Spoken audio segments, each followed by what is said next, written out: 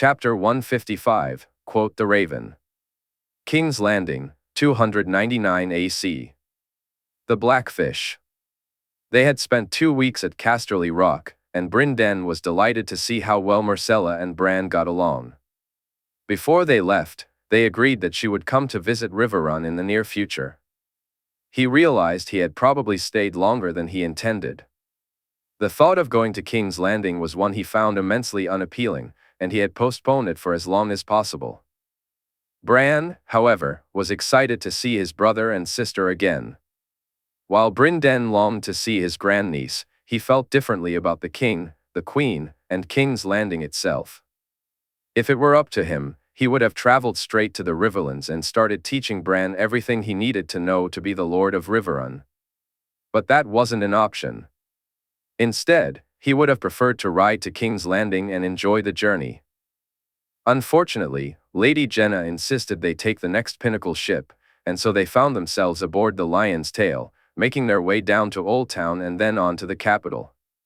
Though he didn't relish the speed of the journey, he did appreciate the comforts of sailing.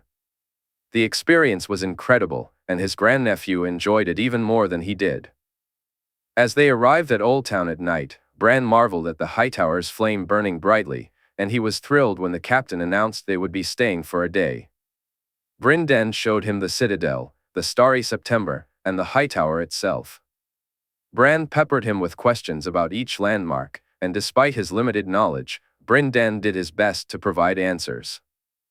When they returned to the ship to leave, Bryn Den was surprised to find Hightower men on board and even more astonished to learn that some would be joining them on their journey. It wasn't until they were back at sea that he discovered they had another guest on board, who was also heading to King's Landing. Sir. Bryn Den, Lord Brandon, this is Lady Malora Hightower, the captain introduced as they settled down for their meal that night. My lady, Bryn Den replied with a nod, pleased to see Bran minding his manners. However, his wolf had other ideas. Bryn Den gasped as Summer approached the lady and licked her face. Bran, he chided gently, and the boy rushed to his wolf, but Lady Malora laughed, showing she was completely unbothered. He's a little louder than your brother's wolf, Lord Brandon, Lady Malora said, glancing at Bran.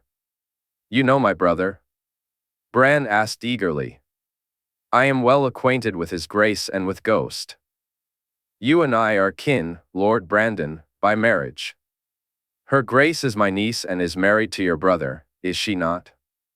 Malora replied, a curious smile on her face. She is. We're going to King's Landing to see them, and my sister Sansa, Bran said excitedly. And their wolves, no doubt, Malora added, though Bryn Den sensed the comment was more directed at Summer than at Bran. Ghost and Fawn, Bran chimed in happily. And Frost too. Your uncle's wolf is still in King's Landing, though he is not, Malora remarked. Bryn Den noticed Bran's expression shift slightly, sadness creeping in at the thought that his uncle wouldn't be there to greet them. As they ate, Lady Malora engaged Bran in conversation about the Hightower and Old Town, sharing stories about his brother and how well she knew him. While Bryn Den had his own complex feelings about the king, to Bran, he was simply his brother. The boy absorbed every word Malora spoke, as if he were starving for news. She talked about Dark Sister, how it had been gifted to the king by their father, and shared tales of the dire wolves and dragons, almost as if she were an expert on the king's life. Bryn Den found it intriguing, yet it unsettled him that she seemed to know things about the king that weren't common knowledge. At first, he thought she. Bryn Den felt as though Lady Malora was simply embellishing a tale, crafting it into something a young boy would enjoy. But the more he listened, the clearer it became that she knew things he didn't, secrets about the king that he was certain few others were privy to. As their journey progressed, he grew wary of her, remaining close only when she spoke to his nephew. By the time they sailed past the Stormlands, he was convinced she had noticed his discomfort. One evening, while standing on deck, she approached him. You have nothing to fear from me, Ser Bryn Den, Malora said as he gazed over the side of the ship, finding solace in the darkness of the water and the night sky. I do not fear you, my lady, he replied softly, surprising himself with his calm tone. "Yet you avoid my company?" she inquired. "I find you odd," he said, more bluntly than he intended. He heard her laugh, and to his surprise, it was genuine. "A welcome remark, Ser Brynden, for I am indeed odd," Malora replied, leaning against the ship's rail. "Those things you know about the king, do they come from your niece?" he asked, and she shook her head. "No, they come from an even greater authority than his grace's own," she said, compelling him to look at her in confusion. "The gods, Ser Brynden." "The seven?" he asked, and she laughed again. "My gods are far older than they," Malora said. "You follow the old gods?" he asked, surprised. A Hightower who wasn't a faithful member of the Seven was something he couldn't recall encountering. "I am their servant, Ser Brynden, as are we all, though most of us do not realize it," she said, making him feel a bit uneasy under her gaze. "If you'll forgive me, my lady, I should head to my bed," he said, attempting to walk away. But Malora reached out, placing her hand on his chest to stop him. "That blame you carry for the king, for my niece, it's misplaced, Ser Brynden. You know it is, yet you hold on to it. My niece gave the order. It may have been the king's existence that set your niece on her path, but she was the one who walked it, and she did not do so alone," Malora said. "What do you know of my niece or how I feel?" Brynden asked, his voice laced with anger. "I know enough, Ser Brynden. Speak to your grandniece before addressing their graces. Ask her about the mockingbird and the fate he received," Malora replied. Before he could respond, she turned and walked away. For the rest of the journey, Brynden avoided her, attempting to keep Bran away from Malora. However, his grandnephew had other ideas. Bran spent time with her and with Summer, and Brynden sensed there was more to their interactions than mere conversation. When he finally asked Bran about it, he learned that she was helping him with Summer, assisting him in strengthening their bond. Though Brynden knew little about such matters, he couldn't help but wonder how a lady from House Hightower could aid a Stark in connecting with a dire wolf. As they approached King's Landing in the distance, Brynden felt a tightness in his chest. Despite the truths he knew and what the lady had said, anger simmered within him. Cat had died here while he was far away, unable to help. Though she had turned down his assistance years earlier, that thought barely registered as his mind fixated on the pain of her loss. When Summer licked his hand as he gazed at the Red Keep, he felt some of that anger recede. Turning to look behind him, he noticed both Bran and Lady Malora glancing his way. Guards awaited them at the docks when their ship pulled in, and Brynden was surprised to find they were there more for the lady than for themselves. However, when Lady Malora introduced them to the guards, they were soon escorted to the Red Keep as part of the party. As they reached the Red Keep, Brynden glanced at Malora. The small nod she gave him as she entered spoke volumes. Just as he was about to walk inside himself, he smiled at his grandnephew and Summer. Bran was laughing, surrounded by 4 wolves. Jaehaerys Targaryen felt a wave of happiness wash over him as he reacquainted himself with the familiar sights of King's Landing. He was so absorbed in the moment that he didn't notice the white creature glancing his way or the knowing look Lady Malora shot him from the doorway she had just entered. It was 299 AC, and fortune had smiled upon them. Jay had sent Gorman to deliver a raven to Lord Blackwood and had gone in search of the falcon himself.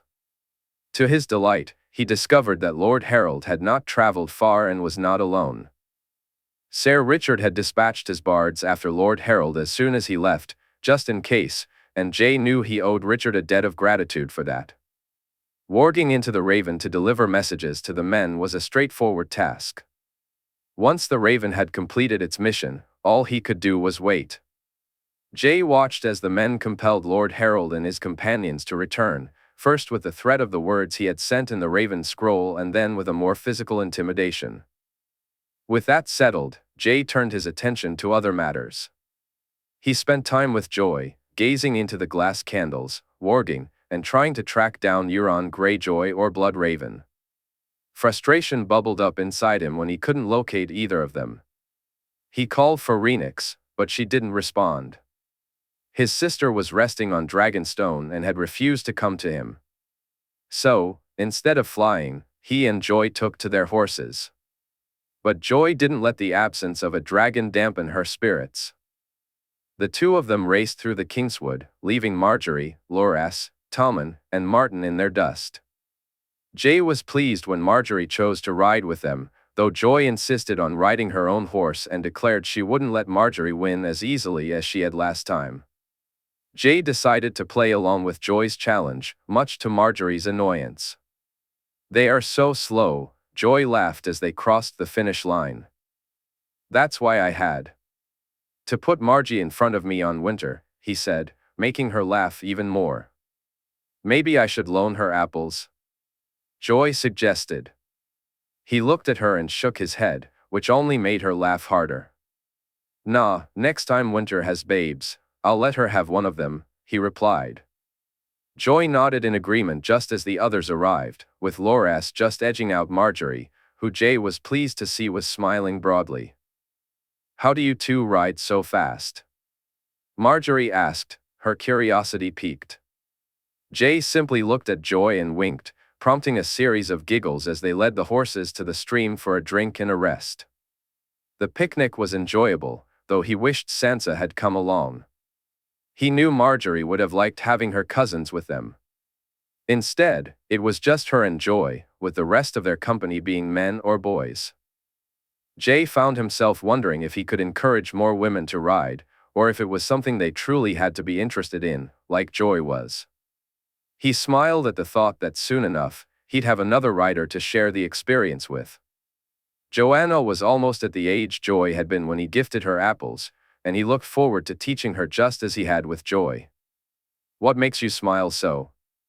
Margaery asked as she moved to sit beside him while Joy chatted with Tommen and Martin. "I was just imagining Joanna's first ride," Jae replied. He noticed his wife shaking her head. "Is that my husband's goal? To introduce all the ladies of the realm to the pleasure of riding fast on a horse?" Margaery asked, raising an eyebrow, her grin threatening to turn into a full smile. "A noble goal, is it not? Even if I have to do it one lady at a time," he said as she leaned over to kiss his cheek. "She seems better," his wife whispered, glancing at Joy, who was cutting up the strawberry pie. She's resilient. This helps." "Thank you," he said, looking at Margaery. "For what?" she asked, curious. "For coming with us. I find I like having my wife with me when we ride," he said with a smile. "Your wife would never know it, considering how fast you rode away from her," Margaery teased. "Well, that's because you're so." He started, but before he could finish, she practically leaped onto him. Jae laughed as she pretended to hit him, and they rolled onto the grass. "Why couldn't Margaery keep up, Joy?" he asked, glancing over his shoulder at her as she lay on top of him. Margaery giggled against his chest while Joy replied, "She's so slow. So slow. They all are." Joy exaggerated her words for effect. As much as he would have liked to stay there all day, they had to move on. They washed their hands in the stream, and once the horses had rested, they rode back to the Red Keep. He wondered what they must have looked like, he and Margaery in their riding gear, while Dark Sister rested at Winter's side instead of on his hip. Joy, Martin, and Tommen were covered in dirt, looking every bit like the children they were, while the Kingsguard and their guards conveyed a sense of formality that belied the casual nature of their ride. He watched as his wife waved to those who came out to greet them. While it was a regular occurrence for him to ride in the Kingswood, it was not for Margaery, and the people seemed to appreciate that she was a queen who rode. At least, that was how it felt, given the cheers and waves directed at her, though perhaps the admiration was simply for Margaery herself, rather than for riding alongside him. Upon reaching the Red Keep, he spotted Ser Richard waiting for them. As he dismounted Winter and unfastened his sword, he nodded at the man in acknowledgement. Handing the horse off to Tommen, he turned and kissed both Margaery and Joy on the cheeks before following his master of whisperers. "He's here," he asked. He is, Your Grace. We have him in the maiden vault under guard, Richard replied. Did he give your men any trouble? Jay inquired, quickening his pace. No, his. The companions fell silent as soon as they spotted the scroll. As foolish as Lord Harold is, he realized my men were bringing him back regardless, Sir Richard said. Thank the men for me, and reward them, Richard. And you have my gratitude as well, he added, stopping to meet Richard's gaze. I serve you, Your Grace, Sir Richard replied proudly. And I'm most glad of it, Sir, he said, resuming his walk. To his surprise, Jay felt calmer as he approached the maiden vault than he had anticipated. He had expected to rush through the Red Keep to confront the man, but whether it was due to the passage of time or joy feeling better, he couldn't quite tell. Seeing Sir Arthur standing guard at the door was unexpected, but then he realized Arthur wasn't there to guard the man, he was there for him. That thought brought a small smile to Jay's face despite the circumstances. Afraid of what I might do, Arthur? He asked, receiving a shake of the head in response. No, Your Grace. I'm here in case I'm needed, Arthur replied. Jay reached out to pat him on the shoulder, nodding as they both entered the room. Harold was seated at the table, looking worried, a reaction Jay had wondered if he was capable of feeling. Only a fool would speak as he did without considering the consequences. To publicly insult her and expect no backlash was nothing short of reckless. After Jay was done with Harding, it would never happen again. There would be no need for a decree or an order stating that anyone who dared to call his sister a bastard would face the crowns and the king's wrath. By the time Jay dealt with Harold Harding, it would be abundantly clear to all. You know why you're here? He asked, fixing his gaze on the man. Your Grace, there's been a mistake, Harold began, attempting to rise. Stay in your seat, and the next words you speak truthfully, Lord Aaron, for you have already incurred my anger. Be cautious, it is not my wrath and rage that follows. Your Grace, Harold said softly. You know why you're here? For what I said in the sparring yard, Your Grace, Harold replied. For what you said and to whom you said it, yes. I'm sorry, Your Grace. Truly, I was angered and it just. What slipped out? An involuntary comment, was it, Lord Aaron? Something you don't truly believe or didn't mean? Jay's voice was calm, but anger simmered beneath. He noticed Arthur smirking in the corner. You will be brought to the throne room.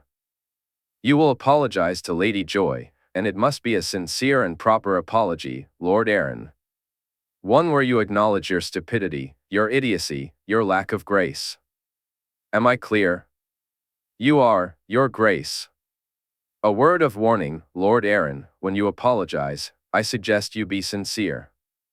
Once that's done, you and I have a date in the sparring yard, and it would be wise not to anger me further. Please, Your Grace. No, Lord Aaron. Today, I will take words and blood from you. You have the choice of which will cause you the most pain. I await your decision eagerly. With that, Jay turned to leave the room.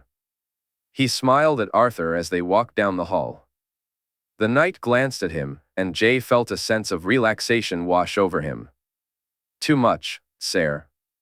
Jay asked. Just enough, Your Grace. Beyond the wall, in the year 299 AC, Benjen Stark had forgotten how cold it could be. The chill in the air was something he hadn't truly experienced in over 2 years. Even during his ranging, he hadn't ventured this far in more than a decade. Whether it was the biting cold or his time in King's Landing, the chill was affecting him more than he expected. He also felt the unsettling sensation of being watched with every step he took. The Free Folk camp was alive with activity. Benjen may no longer be a crow, but to them, he would always be recognized as one. His clothing still marked him as a member of the Night's Watch, and even the furs he wore over his black attire did little to disguise that fact. He began to think that even if he stripped off his clothes and walked around naked, some would still see him as a black brother. After Jay had left, he worried about how he would be accepted by those he had joined. To his surprise, Mance, Tormund, and Ygritte didn't see him as Benjen Stark, the former First Ranger of the Watch. Instead, they recognized him as Benjen Stark, uncle to the Dragon King, and that earned him some favor. However, it seemed that not everyone in the Free Folk camp shared that perspective. Tormund explained it to him. They didn't see the dragon, Stark. Had they seen her, they'd think like we do, Tormund said. And how do you think? Benjen asked. I think we now have a chance. And it's best if we don't gut you and ruin everything, Har, Tormund replied, laughing heartily. It had taken them 2 days to reach the Free Folk camp after Jay's departure, and in that time, Benjen learned more about the Free Folk than he ever had from all his conversations with Val in King's Landing. While Val had been open and eager to help him understand her people, it was only through traveling with them, sharing meals, and spending time together that he truly grasped their nature. For years, he, the Watch, and the North, along with the rest of the realm, had labeled these people as savages. They called them wildlings and hunted them down. He himself had killed more than one over the years.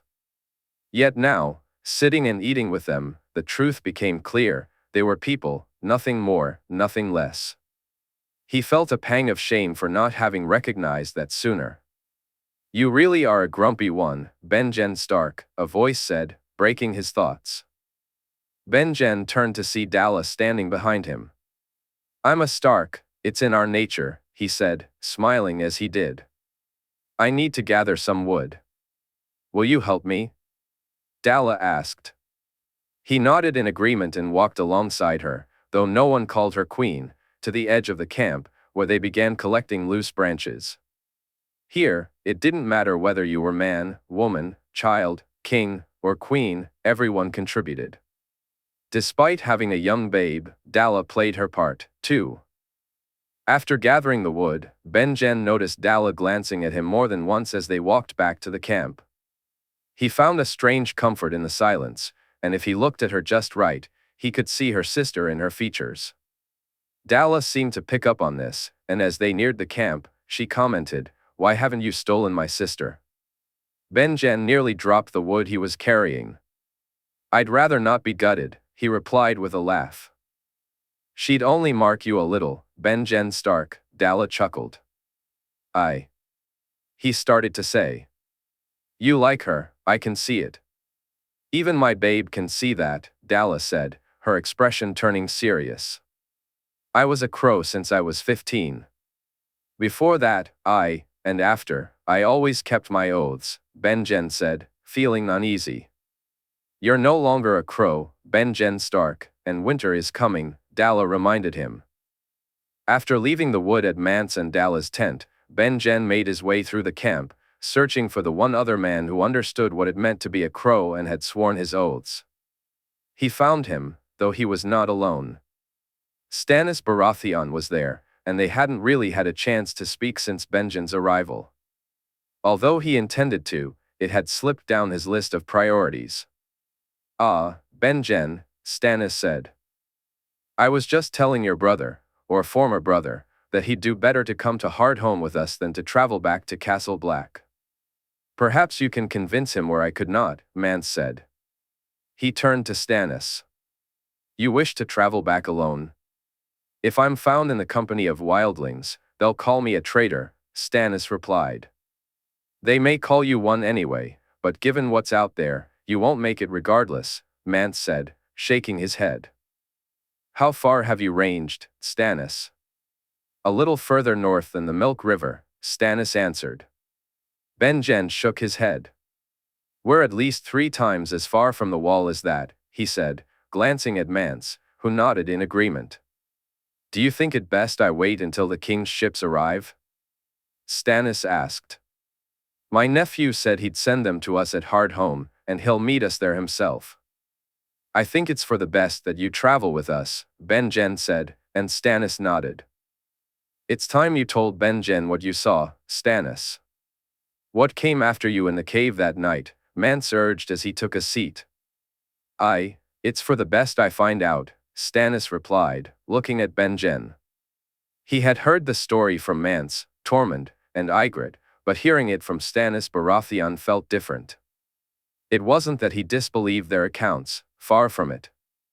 Deep down, he hoped they and his nephew were wrong about what was coming. As Stannis spoke of dead men and blue eyes, Benjen felt true fear for the first time in his life. When he learned that all who fell rose again, he knew the free folk had to be moved. After Stannis left, Benjen sat with Mance, both men grappling with what they had just heard and trying to muster the courage to ask the questions swirling in their minds, questions that had nothing to do with the dead rising or preparing to face the looming threat. Would you do it again? Benjen asked. Mance looked at him and smiled. I wish I'd never sworn that damn oath, Stark. I knew no better. I knew of no other life that was open to me, and now, as I think on it, I realize that I knew nothing, Mance said with a chuckle. And you're happy? He asked. I'll be happier when I'm on the other side of the wall and my people are safe, but I'm happy, Mance replied, rising to his feet.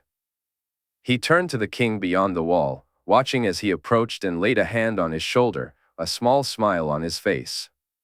She's a good lass, and I wish you good fortune, Mance said as he walked away, leaving him sitting there alone. That night, the meal was a hearty stew, and sour goat's milk flowed freely while Tormund told tall tales. Yet, his eyes and attention were fixed on the woman who kept glancing his way.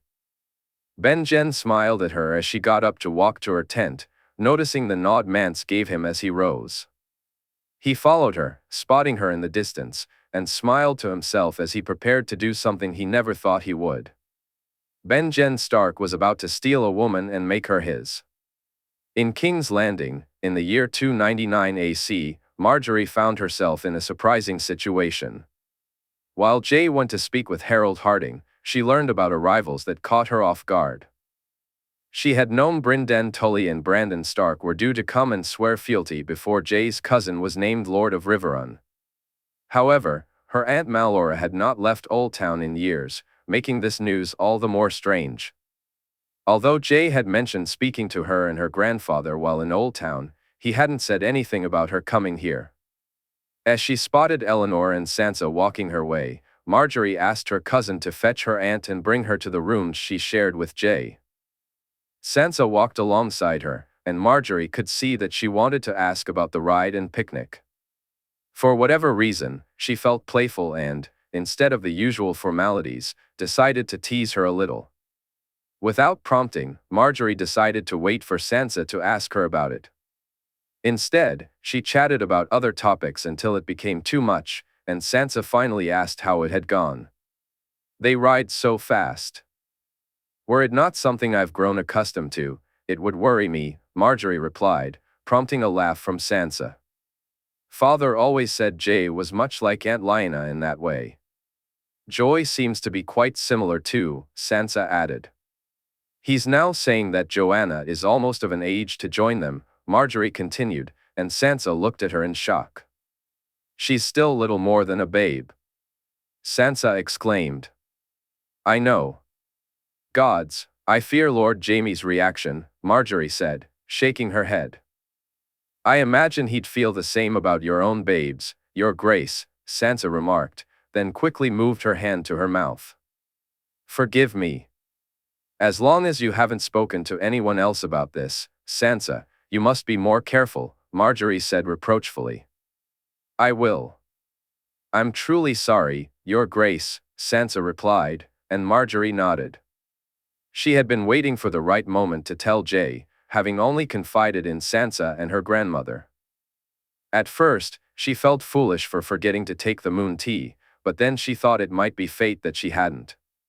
She was only a couple of moons late with her moon blood, and while it had happened before, this time she knew. Once it was confirmed, she had wished to run and tell Jae immediately.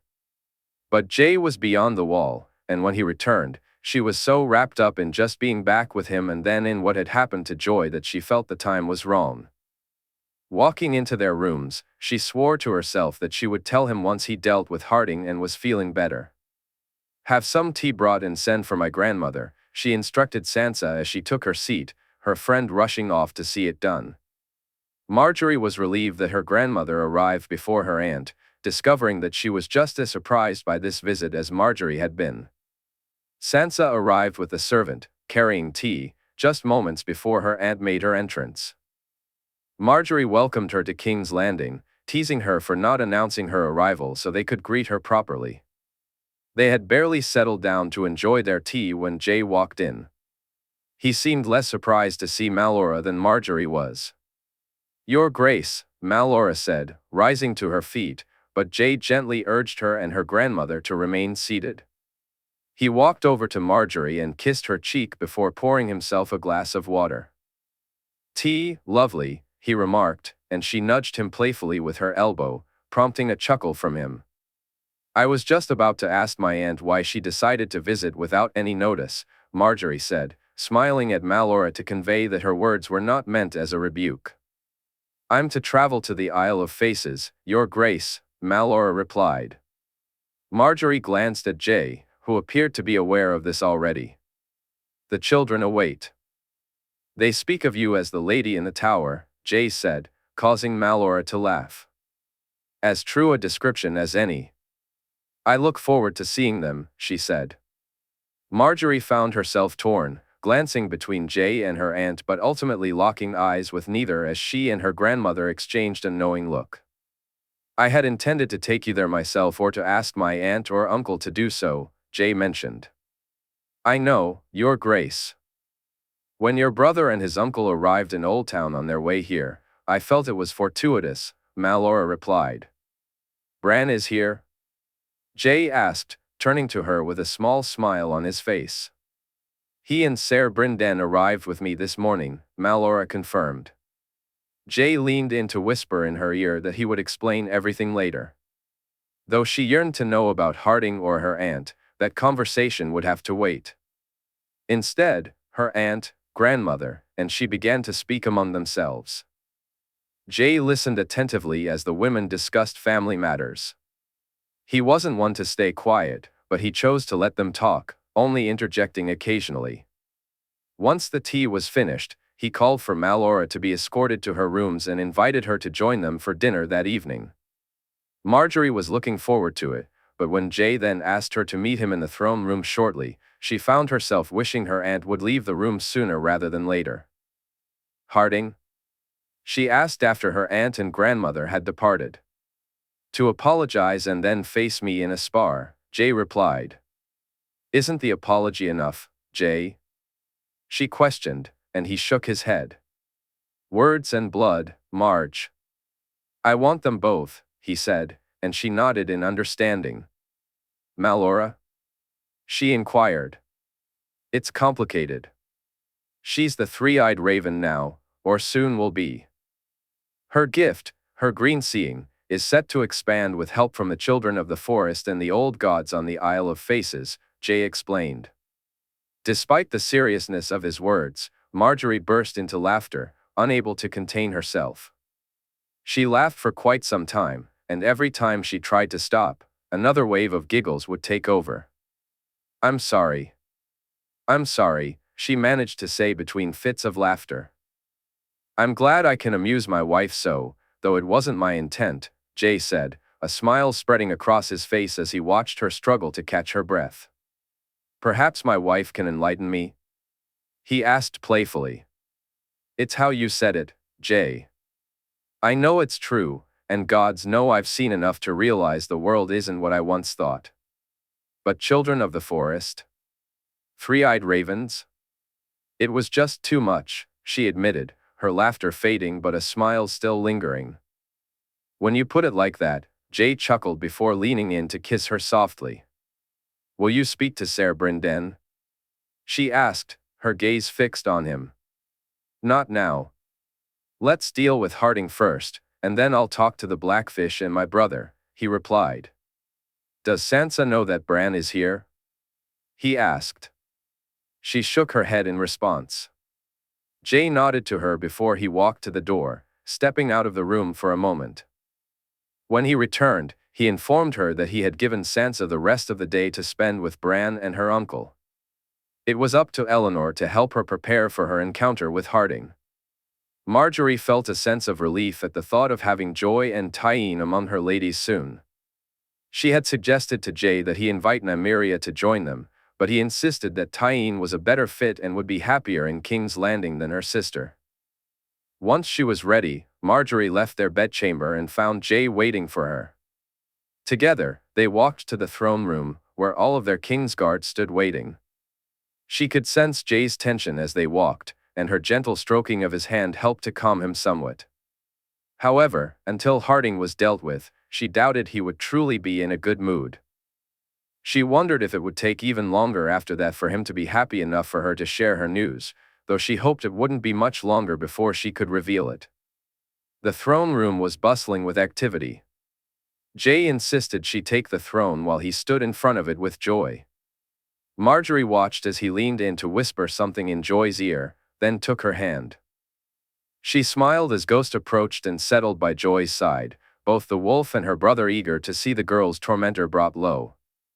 "Lord Harold Arryn," the herald announced, and the room fell silent as Harold entered, a worried expression on his face as he glanced at Jay, Joy, and the wolf that rose to attention. In King's Landing, 299 AC, Harold Harding would soon realize just how furious Margaery would be when she learned of his actions. He felt like a fool for what he had done, driven by anger and humiliation. He had been knocked down in the dirt by a woman. It didn't matter that Brienne of Tarth was more giant than most men, more beast than lady. He was the Lord of the Eyrie, and he'd been bested by a woman, of all people. To add insult to injury, it was a bastard who had done it, regardless of the fact that she was someone the king considered a sister and the heir to one of the richest seats in Westeros. Joy Hill was still a bastard, and he was an Arryn, a lord, trueborn and noble. He would not be spoken down to by a baseborn girl, no matter who she thought she was. The words had slipped from his mouth almost unbidden, and it was only the shocked reactions of those in the yard that made him realize what he had done. Brienne had said something to him, pointing out the gravity of the situation, but he barely heard her. His focus was on the girl who had run off in tears and the trouble he had brought upon himself. He ignored his companion's suggestions to go after her, to apologize, to seek forgiveness from the king for his words. Whether that was pride or foolishness, he couldn't tell. Running felt foolish, yet he had intended to flee somewhere, though even now he was trying to make sense of it. It had almost been a relief when the men ordered him back. Harold feared what awaited him, but he feared even more what would happen if he delayed facing it. Nightmares of a dragon setting the area ablaze while he hid inside had haunted him the night before the men sent him back to King's Landing. He felt annoyance that those around him had given up so easily at the mere sight of a raven scroll, but then again, no one wanted to be as foolish as he was and incur a dragon's wrath. Now, as he walked into the throne room, the eyes of the realm were upon him, but it was the gaze of the girl, the wolf, and the king that weighed most heavily on his mind. The king's words still echoed in his ears. Echoed in his mind as he stood in the center of the throne room. Words and blood, he had to decide which would hurt more. Harold hoped that the humiliation would sting less than the beating he was about to receive. "Lord Arryn, do you know why you're here?" the queen asked. Harold nodded, then realized he needed to respond. "I do, Your Grace," he said, his voice barely audible and scratchy to his own ears. "For those who don't," the queen continued, after being bested in a spar, Lord Arryn directed hurtful words at Lady Joy Lannister, words that caused her much distress. Words that also distressed his grace. "We all understand how highly Lady Joy is regarded by his grace, and how close she is to him. Upsetting her is not something his grace would tolerate. Is that not so, Lord Arryn?" "Indeed, it is, Your Grace," he replied with a nod. "And yet you dared to do so. You spoke of someone who is not only dear to me but someone I consider a sister of my heart. You spoke of her in such a way, despite that," the king said, his voice low but filled with anger. "I did, Your Grace," Harold gulped. Were it her wish, would see you brought low for such an affront, Lord Aaron. If she asked it of me, I would strip you of your title, your lands, your very name. Were I a different man, would seek even sterner punishment, a more permanent one, the king continued, and Harold felt his throat go dry.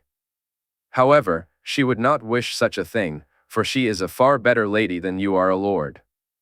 An apology is required, nonetheless, a message must be sent. So, I suggest you speak your words and make them good and true. Your graces, my lords and ladies, and you most of all, Lady Joy. The words I spoke were born of frustration and anger, and yet I say this not as an excuse or justification. I did not mean those words, I do not believe them. With great humility and deep shame, I beg for your forgiveness for uttering them at all, Harold said, his voice barely breaking the silence. And to Lady Joy personally, what do you say, Lord Aaron? The king asked, and Harold realized his initial words had not sufficed. My lady, for any upset I caused you, I am most deeply sorry. If I could take back my words, I would do so without hesitation. I hope you can find it in your heart to forgive me and accept my apology as words spoken but not believed, Harold replied, his gaze shifting nervously to the king. Lady Joy's green eyes were fixed on him, and the pause felt like an eternity before she finally spoke. I accept Lord Aaron's apology, Your Grace, she said, nodding toward the king. Now that we have all heard Lord Aaron's apology, my grace, and I invite you to join us in the sparring yard. Lord Aaron has agreed to face his grace in a spar, to demonstrate that there are no hard feelings remaining, the queen announced. Harold could hear the excited chatter of those leaving the throne room. The imposing Kingsguard escorted him out to the sparring yard, where Harold waited anxiously for the king's arrival. When the king finally appeared, accompanied by the queen and Joy Lannister, Harold felt a surge of anger as he looked at her. He had been publicly humiliated for speaking the truth about her, and it gnawed at him. Now, he was to endure further humiliation and pain because of her. As he was handed a tourney sword, he found himself wishing it were live steel instead, just so he could take out his frustrations on the king who had forced him into this predicament. It was a fleeting thought, as the prospect of facing the king and dark sister in earnest was not one he welcomed. Still, bitterness and anger coursed through him as the king approached. Harold glanced at the girl's forehead before descending the steps, making his way to the rack where the tournament swords were stored. To the surprise of those watching, he passed the swords and headed straight for the spears instead. The king selected a large spear, spinning it expertly in his hands before approaching Harold. The crowd buzzed with excitement as the king began to move, twirling the spear and twisting it from side to side. In that moment, he resembled Oberyn Martell more than Jaehaerys Targaryen. To 5, Lord Harold, the king said after finishing his warm-up. Harold glanced up at the balcony, where the queen, Joy, and others leaned eagerly against the wall, watching intently. Or a yield, Your Grace? He asked, almost hopefully. To 5, the king replied, and Harold felt a lump in his throat. If they were using live steel instead of blunted blades, the first strike could have cost him an eye. He immediately felt the sting where the spear had struck his cheek. The impact sparked an idea in his mind, there was a way out of this. If he could win, he wouldn't have to endure all 5 hits. If the strikes were to be this hard, it would be best for him to take control.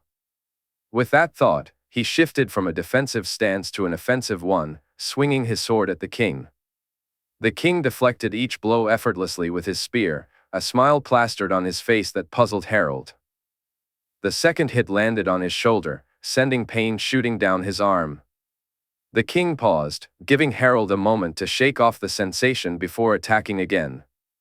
Harold lunged at him, but the king was there one moment and gone the next, spinning away from his sword and positioning his spear to strike at will. It was evident that the king intended to hurt him, not just defeat him. The third hit landed on his mouth, splitting his lip. Harold felt a sense of relief that it was only that, even as he braced himself for what was to come next. Harold spat blood onto the ground. The fourth hit landed on his side, and he was certain a rib had been broken. He had been tripped by the shaft of the spear, and the king then drove it down onto his exposed side. Harold distinctly heard the crack as it happened. It took him a moment to rise to his feet, the king stepping back to allow him to do so. As he stood, he coughed and was unsurprised to see more blood spill from his mouth. The last blow had him seeing stars. The spear had caught him above the eye, dragging painfully down his face. The force of the strike knocked him to the ground, and as he felt the king's hand grasp his own and help him up, he noticed the blood rolling down his cheek. But it was the king's words, spoken as he pulled Harold close, that lingered in his mind even more than the scar the cut would leave behind. When you look at yourself and see that scar, remember well why you wear it. You insulted my sister. Be thankful I settled for your blood instead of your head, the king said, his tone soft yet laced with a clear threat. As he rode away from King's Landing later that day, Harold swore he would remember. He would remember it well, and one day he would ensure the king had something to remember him by as well. King's Landing, 299 AC. Jaehaerys Targaryen had chosen the spear because he wanted the spar to be memorable. Beating Harold Harding with a sword would fade into obscurity, but using a spear would spark conversation among the people, allowing him to achieve his aim. The lesson he imparted was one Harold doubted would stick, so he resolved to ask Sir Richard to keep a close watch on the Lord of the Eyrie. If necessary, he would deal with him more permanently. Before that, though, he invited Joy to join him in the gardens, nodding to Walder to go fetch the seed. He kissed Margaery's cheek and assured her he wouldn't be long. He briefly saw Bran and the Blackfish, but he didn't have time to speak with them just yet. He had no inclination to do so, his focus was on Joy above all else. As they walked to the gardens, silence enveloped them, with Jay still sweating a bit from his sparring session. When they reached the spot he had in mind, he gently placed a hand on her shoulder, stopping her in her tracks and turning her to face him. Was that enough? He asked, searching her eyes. She nodded in response. Are you sure? I can do more, he offered, but she shook her head. You hurt him, she said softly. He hurt you, so I hurt him back, he replied. She nodded, then stepped forward to hug him tightly. They remained in each other's embrace until Walder returned. Jay turned to Walder and asked him to fetch some gardening tools. When Walder handed him a seed, Joy looked at it curiously as he held it in his palm. Do you know what this is? He asked her. She shook her head. It's a seed for a weirwood tree. It is, she exclaimed, and he let her take it from his hand. Yes. When I was beyond the wall, Walder, Sherera, Arthur, and I discovered the largest weirwood I've ever seen, bigger even than the one in Winterfell.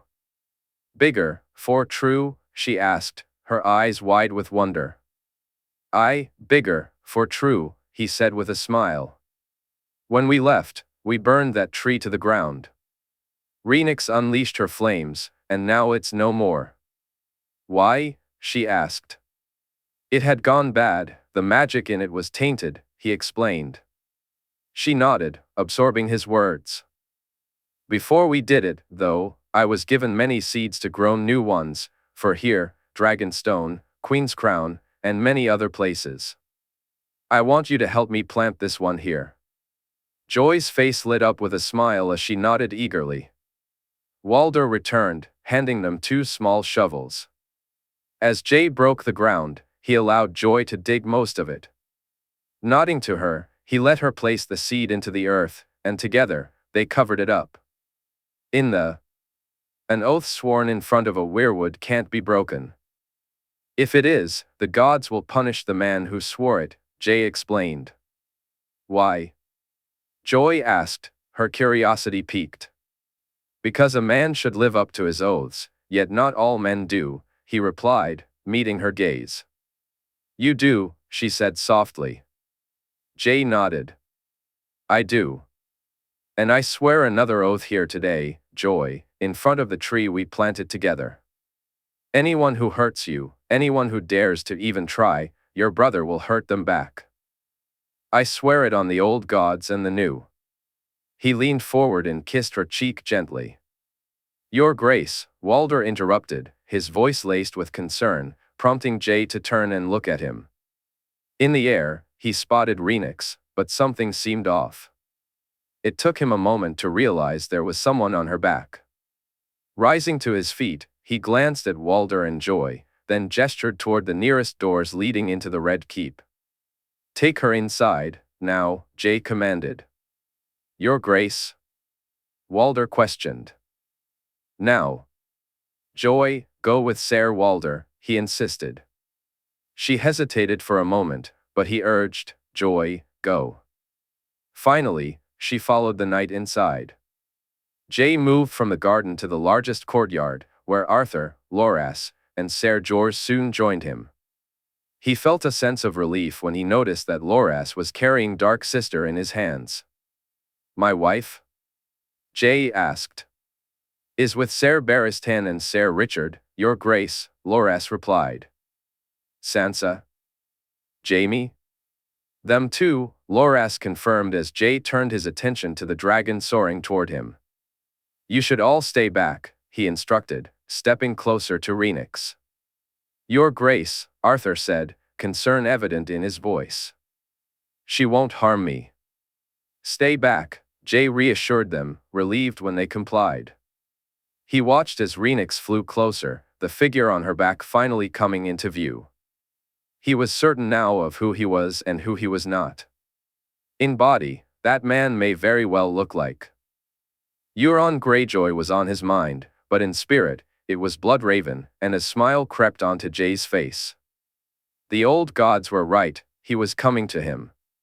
Jay glanced out the window and saw his aunt watching, Sharera fixated on him rather than the man on the dragon. Malora was also watching, having left the Red Keep and walking toward him, a smile brightening her face as she approached. It's time, she said simply as Rhaenys drew closer. Sir Rhaenys, Jaehaerys Zyri sir, Jay commanded, closing his eyes for a moment before opening them again, feeling her presence within him once more. The roar of Rhaenys filled the air, and her aerial spin was nothing short of miraculous for a creature of her size. Though he couldn't see her face, he could almost picture the surprise on it as Bloodraven was dislodged from the dragon's back. Turning to Malora, Jay noticed her eyes were closed, her lips moving in a language he didn't understand, almost like a chant. He began to move toward the falling man. The sound of the crash echoed loudly, and as he ran to the spot where Bloodraven had landed, Rhaenys swooped down to land beside him. They arrived almost simultaneously, and as Jay reached the fallen man, his sister landed behind him, poised to unleash her flames if necessary. He felt her reassuring presence, telling him she was okay, that he hadn't breached her mind, and their bond remained as strong as ever. Jay promised her that once this was over, they would fly together again soon. Looking down at the body on the ground, he noticed the eye patch had fallen away, revealing a black eye staring back at him, with a flicker of blue. Though he held his sword in hand, it was unnecessary, the man on the ground was dying. As Jay looked into that blue eye, he saw the panic wash over Bloodraven as he realized the gravity of his situation. He had nowhere to go. There was no escape. His body had been burned long ago, and though he was desperately trying to warg out of the dying form he was trapped in, the old gods had chosen a new servant, and she wasn't about to allow it. How? Bloodraven asked, looking at him. How? His blue eye flickered with life for the final time. To the world, it would be Euron Greyjoy who was dead, but to Jay and those who understood, it was Bloodraven who had truly perished that day. Jay had no interest in giving him the comfort of knowing how his plan had failed. Even if Bloodraven had lived long enough to hear it, Jay wouldn't have spoken. Bonded dragons could not be tamed by a horn, only death could release the dragon or the rider from the bond they shared. And even if that weren't true, he and Rhaenys were bonded far more strongly than any dragon and rider before them. They were connected in blood and magic, one heart that beat as two, a life shared, and one that was incomplete without the other. No man, not even one with 1,000 eyes, could break that bond. Only a fool who had lived in a tree would even dare to try. He heard the rush of footsteps behind him, his Kingsguard, Jaime, Joy, Sansa, and Margaery, all hurrying his way, eager to discover what had happened and whether he or Rhaenys were hurt. Jay leaned forward and gently closed both of Bloodraven's eyelids with his fingers. "And so passes Bloodraven, son of the unworthy," he said softly as he rose to his feet. Chapter 156, Who Runs This World? Pike, 299 AC.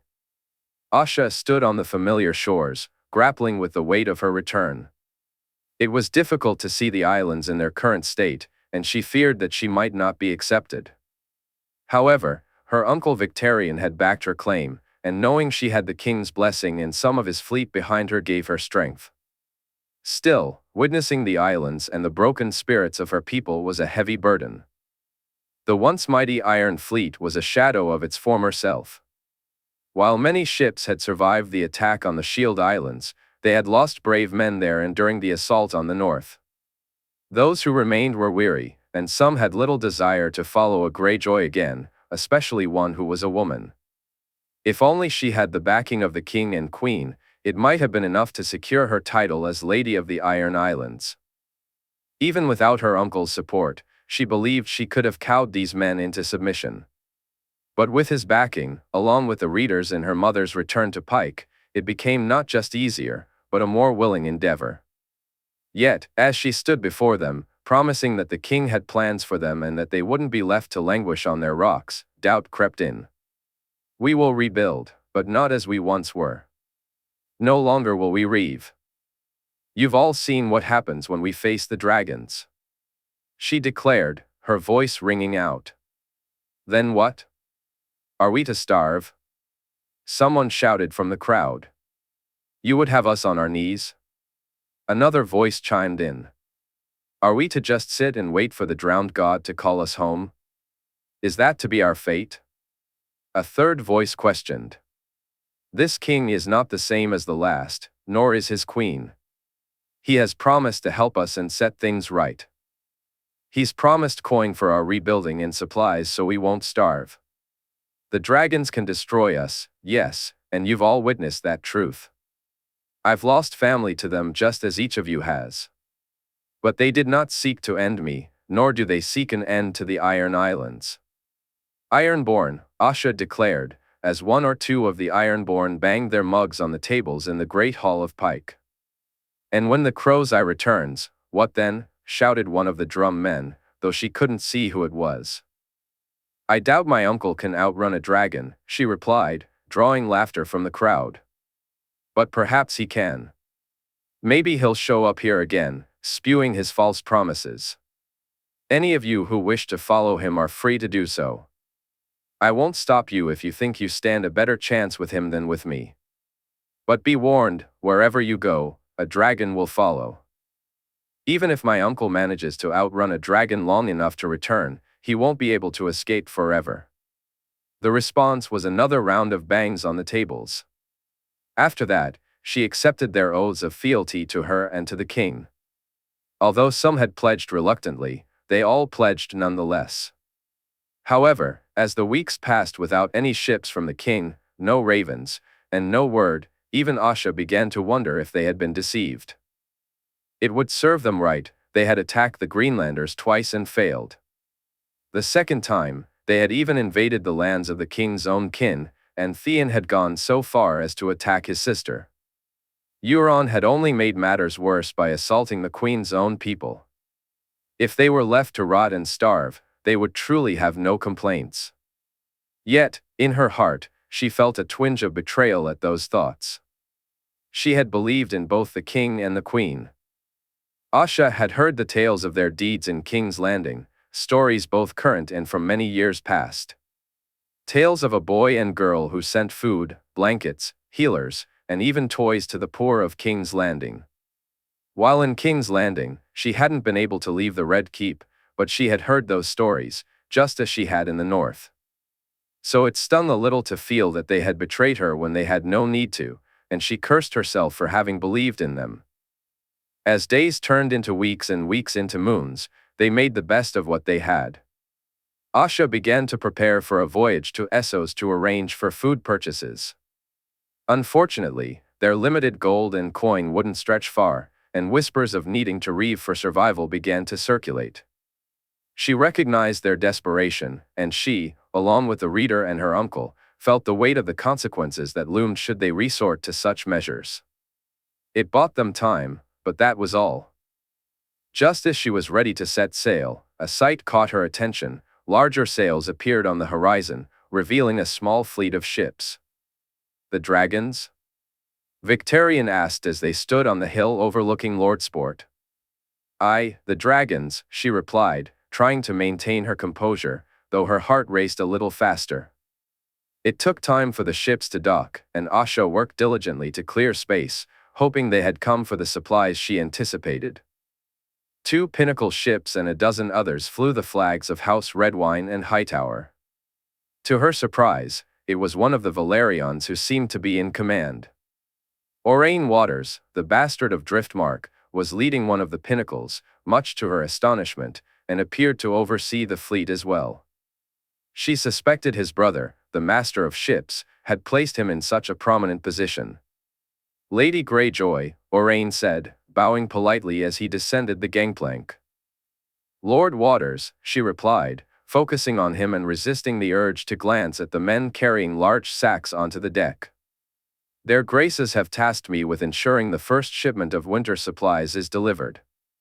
I thought it best to bring them here so you could manage their distribution throughout the Iron Islands, Oraine explained.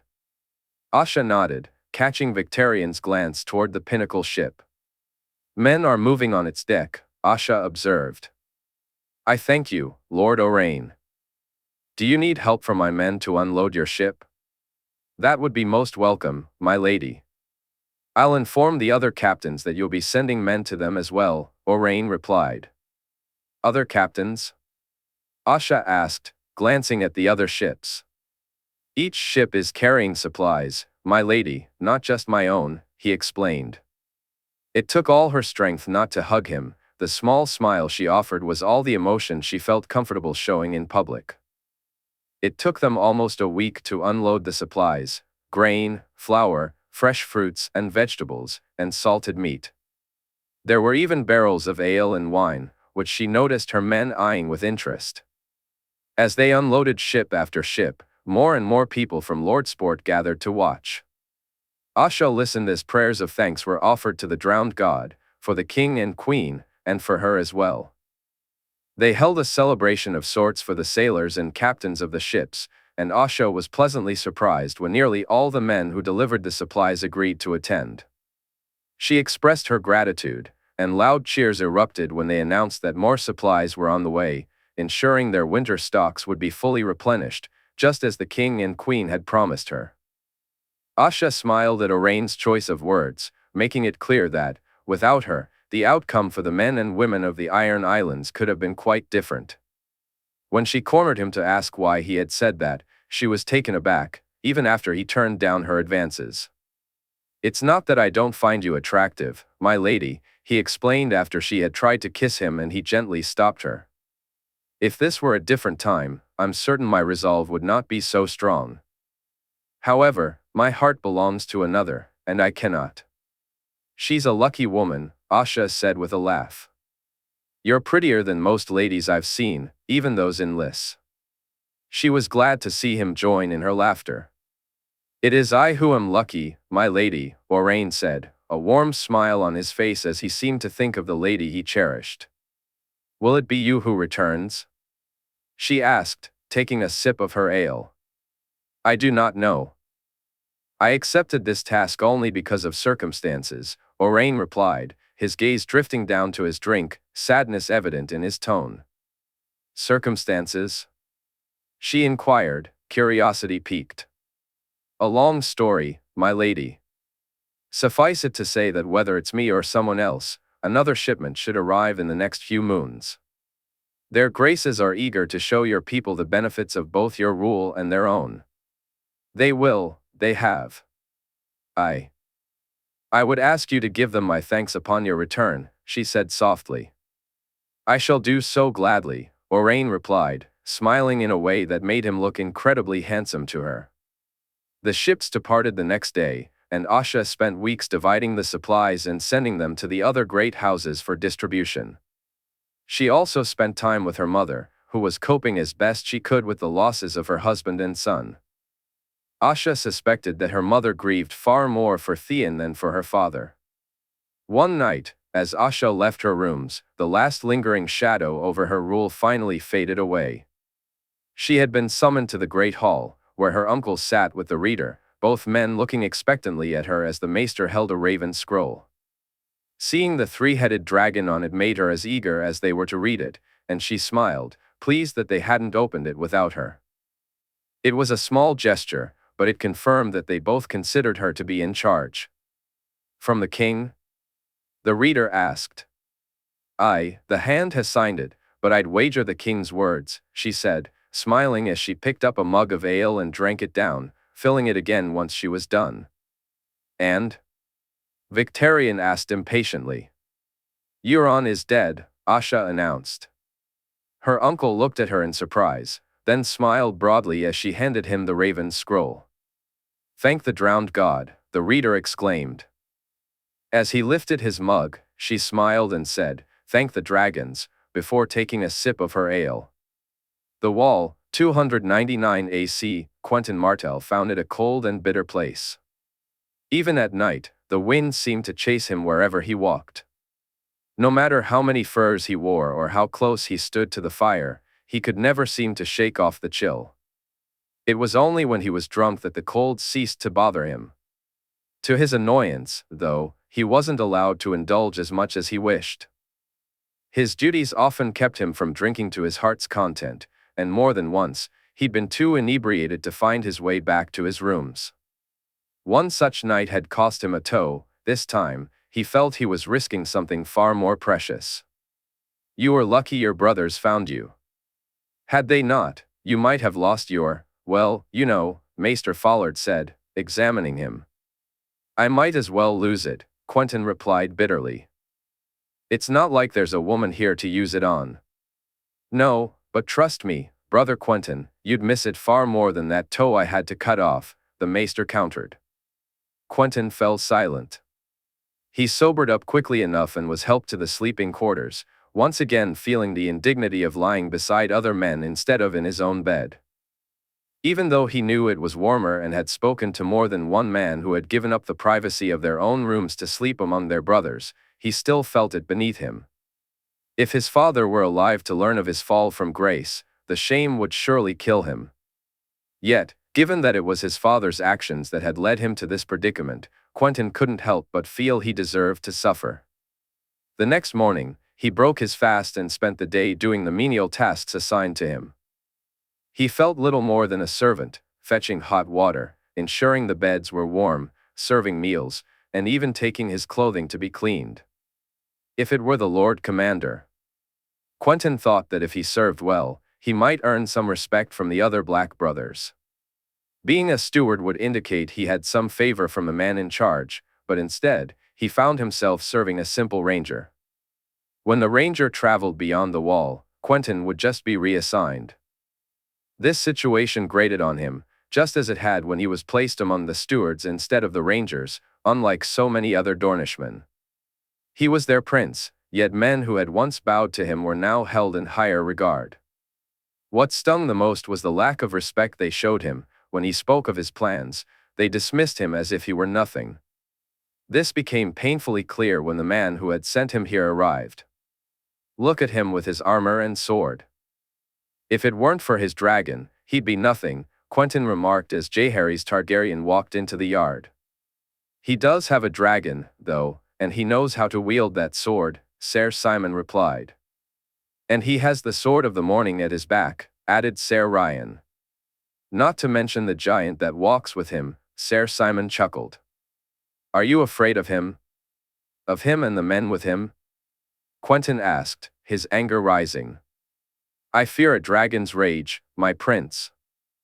Not for myself, but for Dorne, Ser Ryan said, looking directly at him. It would be for Dorne that I'd see him brought low, Quentyn said bitterly. No, it would not. Your father was a fool, Quentin, and you act too much like him. So go ahead, pull on the dragon's tail if you wish.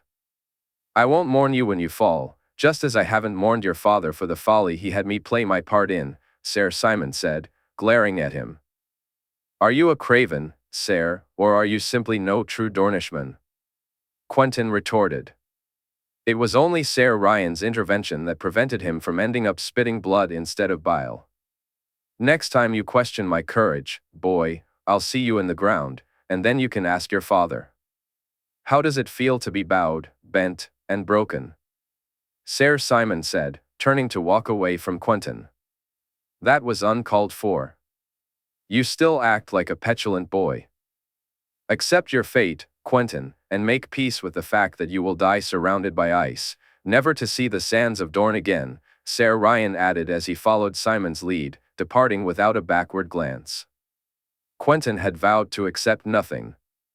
After the king's departure, he had sworn to get even one day. Yet, as the days dragged on at the wall, he felt that revenge was slipping further away. The Dornishmen who had once been his companions were moved to other keeps, though he couldn't tell if it was by their request or the Lord Commander's orders. What he did know was that he was becoming increasingly isolated and bitter. Even the supplies his sister sent him failed to lift his spirits. While the clothing kept out the cold and allowed him to stand out among the other black brothers, it felt like a cruel reminder. Quentin sensed that Arianne was mocking him, demonstrating her power to do so much for him yet choosing to do so little. The coin she had sent, however, proved useful. It bought him friendships with men like Rast, Clubfoot Carl, Dirk, and others, good men who recognized him for who he truly was, a prince. When he spoke of escape, it was with these men and some members of the Golden Company, all of whom found life at the wall just as unbearable. They made plans, only to discard them, knowing that on this side of the wall, safety was an illusion. Whether it was the men of the north, the Night's Watch, or the king and his dragons, someone would find them. So, they turned their sights to the other side instead. It took them a moon to gather enough supplies for a journey to a place where, according to Dirk, there were many women and only one man, a fierce wildling named Craster.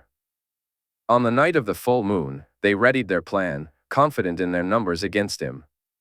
Quentin carried the ale to the men at the wall, bringing more than they usually consumed.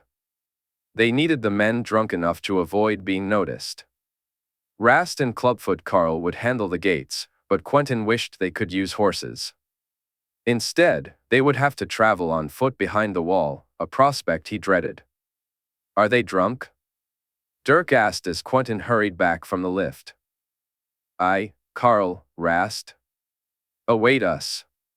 Come, we'll gather the others. Quentin tried to keep his stomach steady when he spotted the two dead black brothers. Instead, he focused on the open gates before him, knowing that freedom awaited just beyond them. The moment he felt the cold wind on his face, he almost reconsidered. The wall had felt much warmer, and they had only just stepped into the lands beyond. But looking back at the bodies, he understood that retreat was not an option. So, with 14 other men at his side, he ran, hoping he was sprinting toward a better life than the one he was leaving behind. Domeric Bolton, Dreadfort, 299 AC. As much as he had enjoyed the wedding at Winterfell, he was eager to return home. Domeric found satisfaction in being the lord of the Dreadfort, relishing the changes he and his wife were making to both the keep and the surrounding lands. When his father passed away, he was surprised by how little it affected him. They had never been close, and he had never shared his father's ambitions of ruling the North. Given Jon Snow's true identity, that was probably for the best. However, it was the realization that he could marry Miranda now that his father was gone that truly occupied his thoughts. With no one to stop him, he sent a request to her father, made the offer, and it was accepted almost immediately. They were married just as quickly, much to his delight. His wife took to managing the keep and embracing the life of a lady with enthusiasm. Miranda recognized the potential problems posed by Wintertown long before Domeric did. It dawned on him that his father's way of ruling could have led to the downfall of their house. The small folk might stay if they had nowhere else to go or feared what might happen if they left. But if they all decided to pack up and abandon their lands, those lands would become worthless. Together with Miranda, he toured their lands, spoke to their people, and promised them a better life.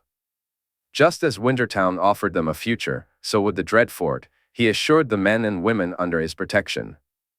They already had extra coin from a deal his father had made with the Mandaleys years ago. Jaehaerys was frustrated to discover that most of that wealth had been hoarded rather than invested in anything other than hiring more men-at-arms. They began to oversee construction in the villages, ordered in more food supplies for the present and the winter ahead, and his wife even took the initiative to ensure that people received an education. It wasn't quite what Wintertown had to offer, but it was enough to keep people from leaving. Over time, more had even returned to their lands upon hearing about their new lord and lady. Jaehaerys had also collaborated more with his grandfather and aunt, expanding on their deal with House Mandalay at Miranda's suggestion. It was a boom that his grandfather and aunt had come to appreciate what he saw in his wife. Especially with his aunt, Margaery, as not getting along with her could have caused significant issues and heartache. Now, as they rode through their lands once more, Jaehaerys couldn't wipe the smile off his face, something Miranda was quick to notice. "What has my husband smiling so?" she asked, riding alongside him rather than in a wheelhouse or carriage, a choice that had further endeared her to his family. "I was just thinking how glad I am to be almost home." "I've missed our bed," he replied, hearing her giggle. "Have you?" "You know, I didn't notice it cooling your ardor at all," she said playfully, eliciting a laugh from him. "I find my wife irresistible. I am but a man, after all," Jaehaerys replied, leaning in to kiss her cheek. "I thought the ceremonies were lovely, didn't you?" Miranda asked, momentarily confusing him until he realized she was talking about the funerals, not the wedding. "I did." "You were right, we had to be there," he agreed, and she nodded in response. "I believe your aunt appreciated having you there, my love. You brought her a comfort that I don't think anyone else could," she said, and he smiled, knowing that Margaery had indeed wanted him there. It had surprised him to learn that the bodies of his uncle and great-uncle were finally back in the north. The king himself had delivered their remains, along with those of the other men who perished at that cursed tower, returning them to their families.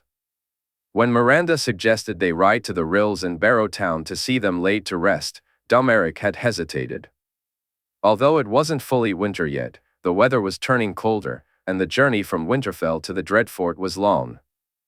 However, she insisted, and when he told his grandfather and aunt that he wanted to ride with them, he was surprised by how much it affected Margaery. Miranda later told him that Margaery had thanked her for the suggestion.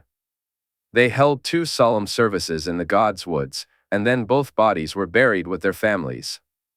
Jaehaerys had never seen his aunt like she was when his uncle was finally laid to rest among his kin. A sense of peace and contentment washed over her, and in that moment, she seemed younger to him. As he reflected on the funeral, he began to feel the chill in the air, prompting him to call for the men to stop and set up camp. It was going to be a cold night, and they had shelter nearby where they could rest. "There's still light, my love. Are you sure you want to stop?" "I thought you'd try to make it home by nightfall," Miranda asked as they came to a halt and he helped her down from her horse. "We could make it, but the last part of the ride would be in darkness, and there's a chill in the air that I'd rather not ride through," Jaehaerys replied. She smiled at him before moving toward the fire, where preparations for their meal were underway. There was no real need for her to cook, as they had men with them who could handle that task. Still, he had to admit that none could compare to Miranda in the kitchen. The appreciation his men showed for the warm stews she had made during their journey was evident in their eagerness to assist her. Jaehaerys couldn't help but smile as he watched her interact with the guards and servants, treating each one as if they were the most important person in the world. It was this quality that had drawn him to her from the very first moment he laid eyes on her. True, she was beautiful and flirtatious, and she could be devilish at times, but it was her way of connecting with people that he found truly captivating. His aunt had said she was much like his mother in that regard, although Dameric's own memories of his mother were hazy at best. If she had been like Miranda, it would certainly explain the bitterness that had seeped into his father's demeanor over the years. Though he and his wife had been married for less than a year, Dameric already sensed that losing her would change him irrevocably. After tying up his horse, he took his place by the fire, and soon enough, stories began to flow, and the stew was served. He found himself enjoying 2 bowls. He certainly wasn't the only one, and when Miranda asked him to play his harp, he couldn't deny her. They went to bed earlier than usual, and to his delight, he realized it wasn't just his own desire that hadn't waned during their time apart. Miranda initiated their intimacy almost as soon as they were under the covers. The next morning, they quickly broke their fast, ready to face the day ahead. They set off and reached the dread fort by midday. Despite being so close, Dameric felt justified in stopping their ride the night before.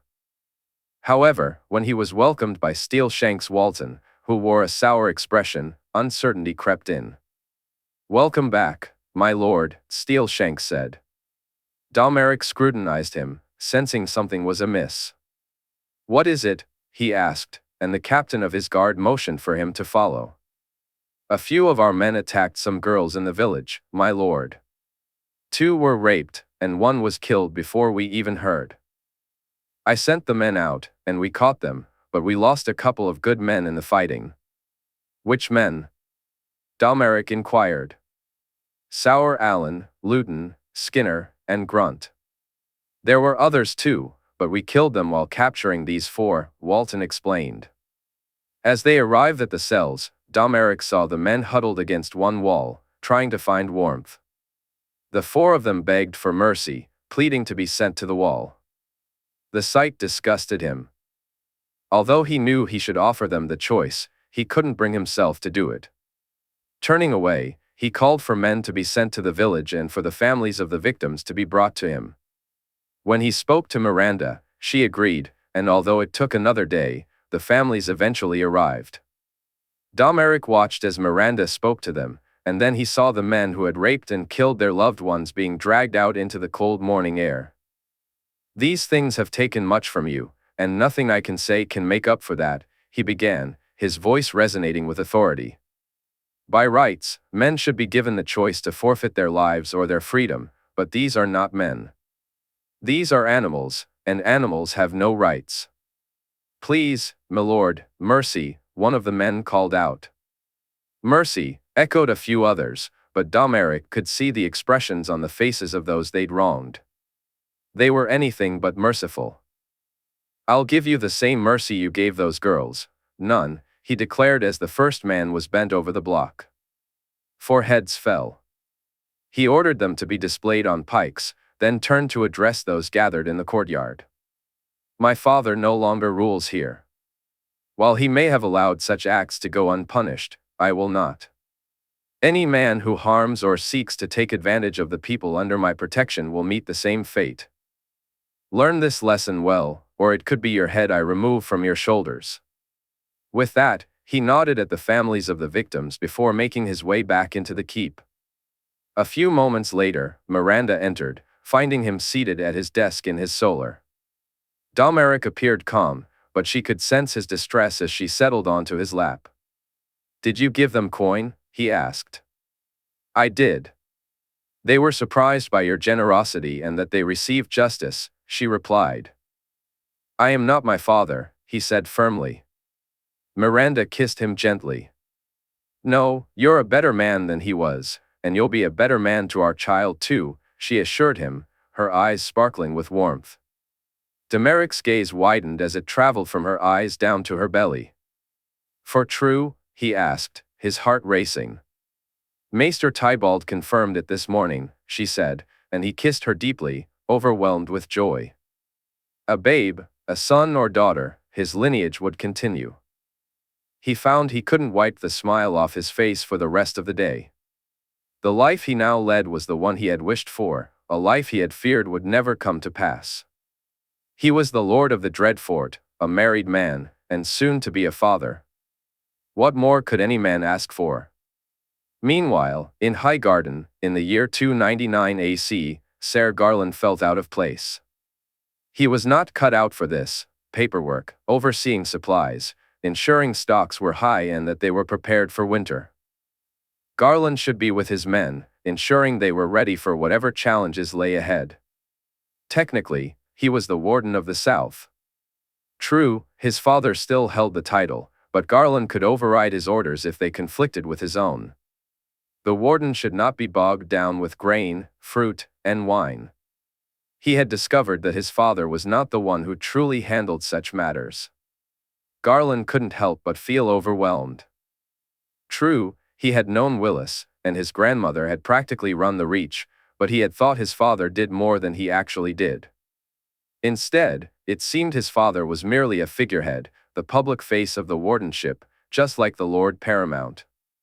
His mother and Leonette were great helps, but more often than not, the responsibility fell to him, and he didn't quite have the head for it. They had tried to explain that overseeing supplies was similar to ensuring his men were provisioned and ready. In some ways, he supposed they were right. But managing swords, armor, and horses kept his attention far more than dealing with food stocks. After yet another failed attempt to make the numbers add up, he sighed and rose from his desk. Grabbing his sword, he made his way out of the keep and spent the next 2 hours facing off against men in the sparring yard. It was a welcome distraction that brought him some clarity, allowing him to tackle his work in his solar later with renewed focus. Still, he hoped Willis or his grandmother would return soon, or at the very least, that things would start to get easier. After putting the books away, he headed to his rooms to change for dinner, surprised to find Leonette missing. He decided to seek her out. "Have you seen my wife?" he asked one of the servants, who directed him to his mother's rooms. Garland made his way there instead of heading to the Great Hall, where he had intended to go. Upon entering the rooms, he found Leonette and his mother speaking in hushed whispers. Garland felt a flicker of annoyance when they fell silent as soon as he walked in. He approached them and placed a kiss on each of their cheeks before taking his seat. He glanced at Leonette, hoping to find some hint of what they had been discussing, but her expression revealed nothing. It seemed they weren't going to share with him either. "Your father and I shall be heading to King's Landing on the morrow," his mother announced. Garland looked at her incredulously. "You've only been back for a few moons," he replied. "And now we shall leave for a few more," she said. "Mother," Garland said, raising an eyebrow. He shook his head, noting how much she resembled his sister at that moment. "So now I'm supposed to run Highgarden alone? Am I not here with you, my love?" Leonette teased. "Of course, but this cannot be helped, Garland. I am needed in King's Landing, and your father will want to be with me," his mother explained, and he nodded in resignation. "I need help, Mother.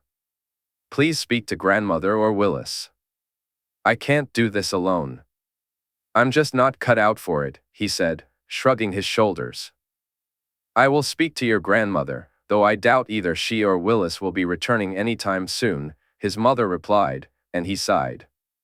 Dinner that night felt long, longer than usual, though he wasn't sure if it was because of his mood or the knowledge that they would be leaving the next day. Even Leonette's attempts to lighten the atmosphere didn't help. He barely ate and only managed to say a couple of words throughout the meal. When it finally ended, he found himself wishing it could have lasted longer. Exhausted, he retired for the night feeling worried. Though he and Leonette made love, it offered little comfort, providing only a brief escape from his thoughts.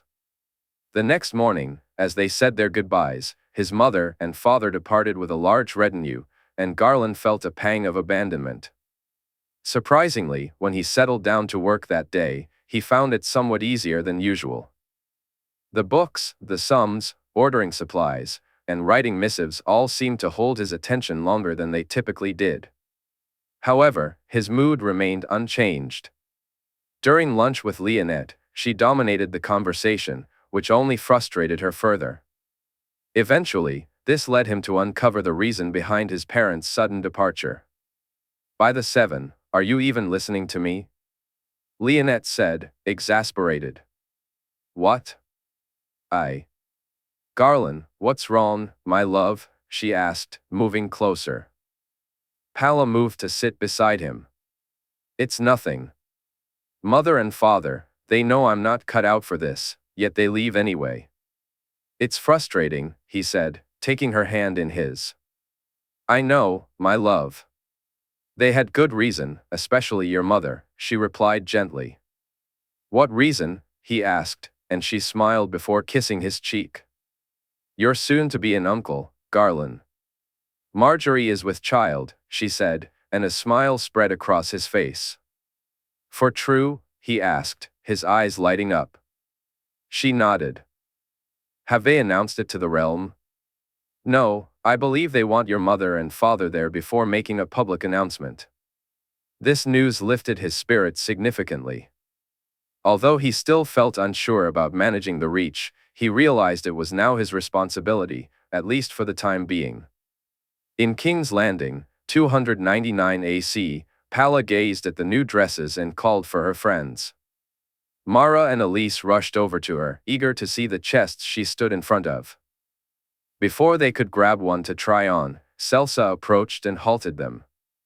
The three girls looked at her, almost pleading for permission to explore the dresses. After widening her eyes as much as she could, Celsa finally relented, and all three girls began rummaging through the chests. Palla soon found the dress she desired and hurried to try it on. It was green with gold flowers, the colors of the queen.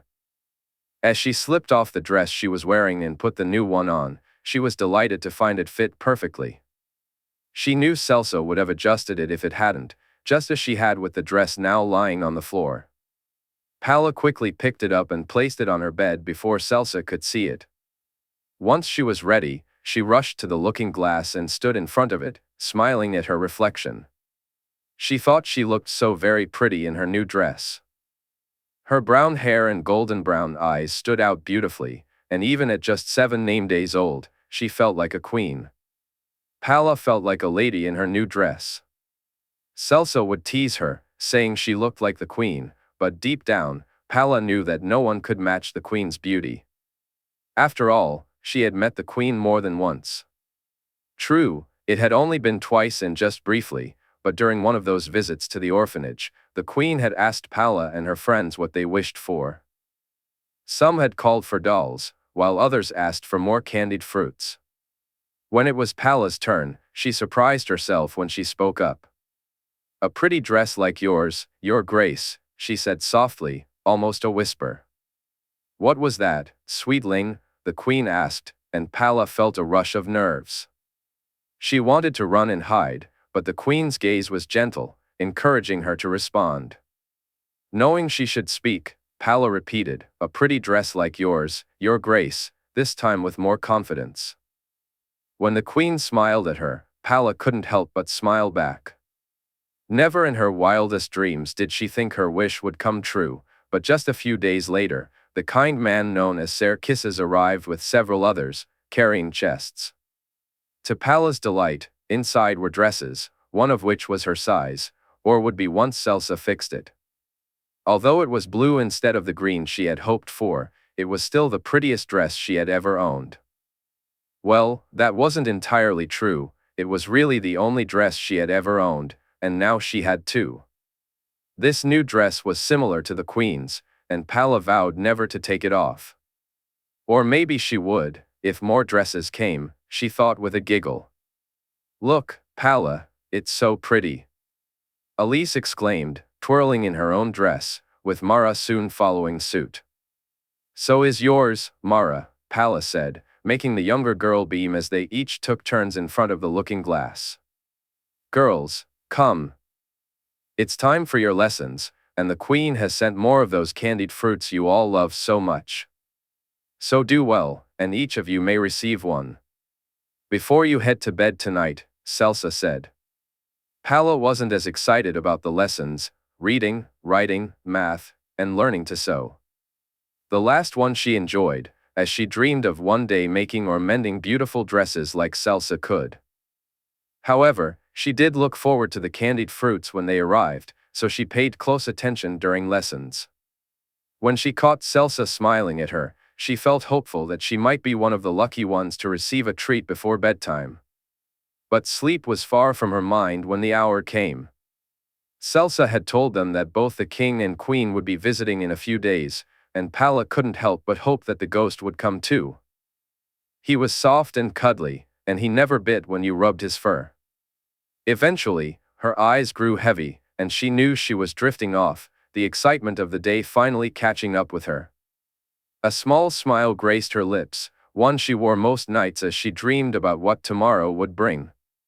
Poor Tarnot was busy at work. The bricks were heavy, but he carried them anyway. The wheeled barrow made it much easier to transport more than if he had to carry them on his back. He didn't know who had come up with such an idea, but it made moving them far simpler. Usually, it was Dirk's job to bring the bricks, but now they had begun to teach Portar how to make them himself. He looked forward to learning that skill, though he knew it would be a while before he was ready for it. At first, his task had been to bring water and food to the men, fetch their tools, and do as they asked. But as time went on, he discovered that jobs could change. Another young boy was now doing what he had started with, while he had taken over Dirk's responsibilities. He was happy about the shift, especially since you earned extra coin depending on what you did. His mother and father couldn't work. His father had hurt his back after crossing some gold cloaks a few years back, and his mother needed to look after his younger brothers.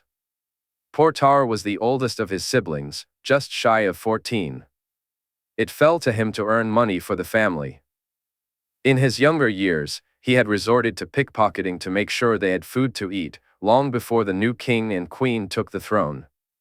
Now, things were different. His family enjoyed regular meals, received clothing donations, and even had access to a healer when any of his brothers or sisters fell ill. When the opportunity arose for him to earn money legitimately, without the constant fear of arrest and being sent to the wall, he jumped at it. He knew his mother preferred this safer way of earning, and the income made a significant difference for them. "Lunch," called out the stern Jarden Lormer. Portar emptied the last of his bricks before heading over to the table set up for the workers. This was one of the perks of his job. Not only did he earn money, but he also got fed. 3 meals a day on the site meant there was more food to share at home for the little ones. Still, Portar always took an apple or two with him when he left.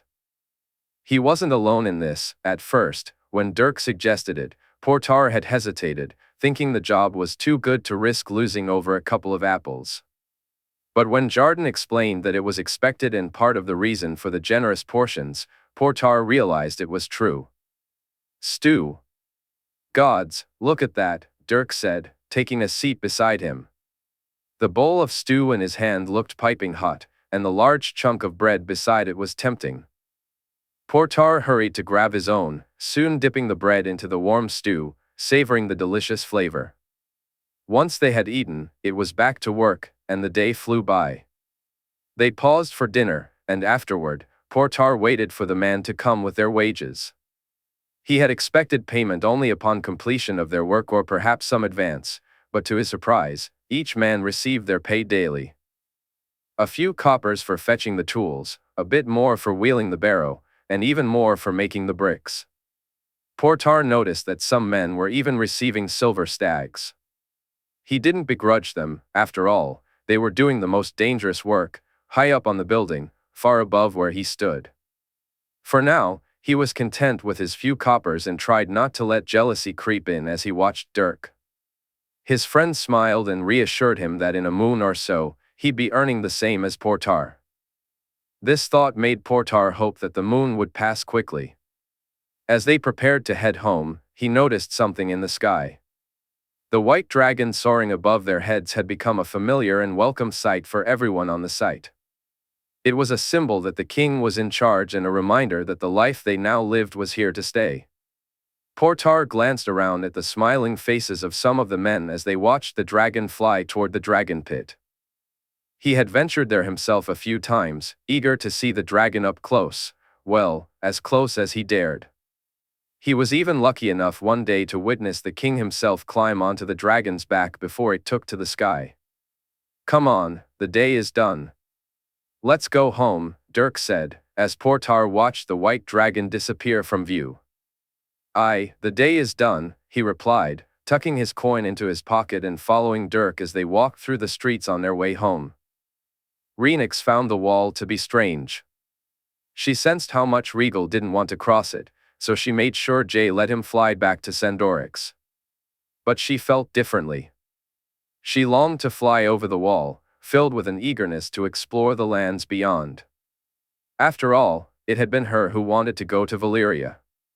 Although Ligeron had agreed to accompany her, he had no desire to return.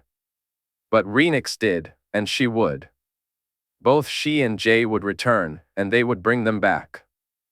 Rhaenys felt a strong pull to return to Dragonstone, even though she had enjoyed her time beyond the wall. The excitement of exploration was exhilarating, but the call to go home was undeniable. She had been frustrated when they paused at the Isle of Faces. It was a place she had no desire to linger, even if Jae did. The magic there felt strange, almost at odds with her own. "This place feels wrong, Jae," she said, trying to convey her unease. "Not to me," he replied, dismissing her concerns. "We shouldn't stay here." "You shouldn't stay here," she insisted, searching his eyes for understanding. "I need to be here now, Ray." "There are answers here," he said, a hint of determination in his voice. "I worry about what those answers might be, little brother," she replied, leaning her head against him. She couldn't quite articulate the discomfort she felt, only that the magic surrounding them was unsettling. She knew her stubborn brother would require more than just her feelings to sway him. Rhaenys loved Jae deeply, but he could be infuriating at times, stubborn, careless, and often convinced he was right. While she had managed to keep him from taking unnecessary risks, he still pushed the boundaries too far. He had this misguided belief that others mattered more than he did, and she had yet to break through that thick skull of his. Fortunately, Jae had only spent one night on the Isle of Faces. As they flew back to King's Landing, the familiar call to Dragonstone surged within her once more. She had almost taken flight directly to their island with Jae and the others on her back, but she chose to honor his wishes instead. Once they landed outside the gates and exchanged their goodbyes, Rhaenys soared into the sky, exhilarated to be returning home. Seeing Regal and Sandorix waiting for her filled her with joy. The two dragons were just as happy to see her, and she could sense they had missed her just as much. Rhaenys was asleep when she felt him, the man who had once been a dragon, a white dragon like her and Jae. It was evident to her that he was no longer one. Even from the ship, she could sense him and the corruption that lingered within him. When the horn blew, she almost laughed at his audacity, as if such a sound could tame her. Both Regal and Sandorix looked at her, annoyed, as if to say, "What is this thing that disturbs our sleep?" The two dragons tried to ignore the noise, but eventually, they decided their slumber had been interrupted and flew off to feed. Meanwhile, Rhaenys flew toward the man with one eye.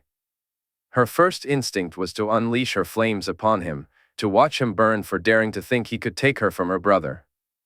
Then she considered tearing him apart with her teeth or claws. Yet, somewhere deep inside her, a voice urged her to suppress her revulsion and allow him to climb onto her back. This man deserved to die, and she knew her brother would want to see it happen. As they flew, she heard him speak, his Valyrian words feeling like a slap to their lineage. This false dragon, who had betrayed his family so completely, dared to believe she would help him further his treachery. "Henkiri Island Kessa Ydrasma," he declared. "Together we shall rule. Daer Vala, Daer Daries Kessa Kelligan Ilva," he continued. "No man, no king shall stop us. Kasai Pantoma Zalaza, Se Jedrer Se Teger Kessa Sagan Ilvan Se Mer Kessa Abuljagan Go Ilva," he boasted. "We will burn them all, the skies and the lands will be ours, and all will kneel before us." "Ao do Haragon Nike sir," he commanded. "You serve me now." As the walls of King's Landing came into view, she wished to scream it from the top of her lungs, to shout so that he and even the gods could hear. She was not his. A dragon would never be a slave. Rhaenys was not his to command.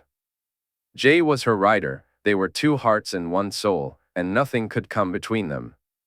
Looking down, she saw her brother, and she couldn't help but compare him to the man on her back, even though she knew the comparison was unwarranted.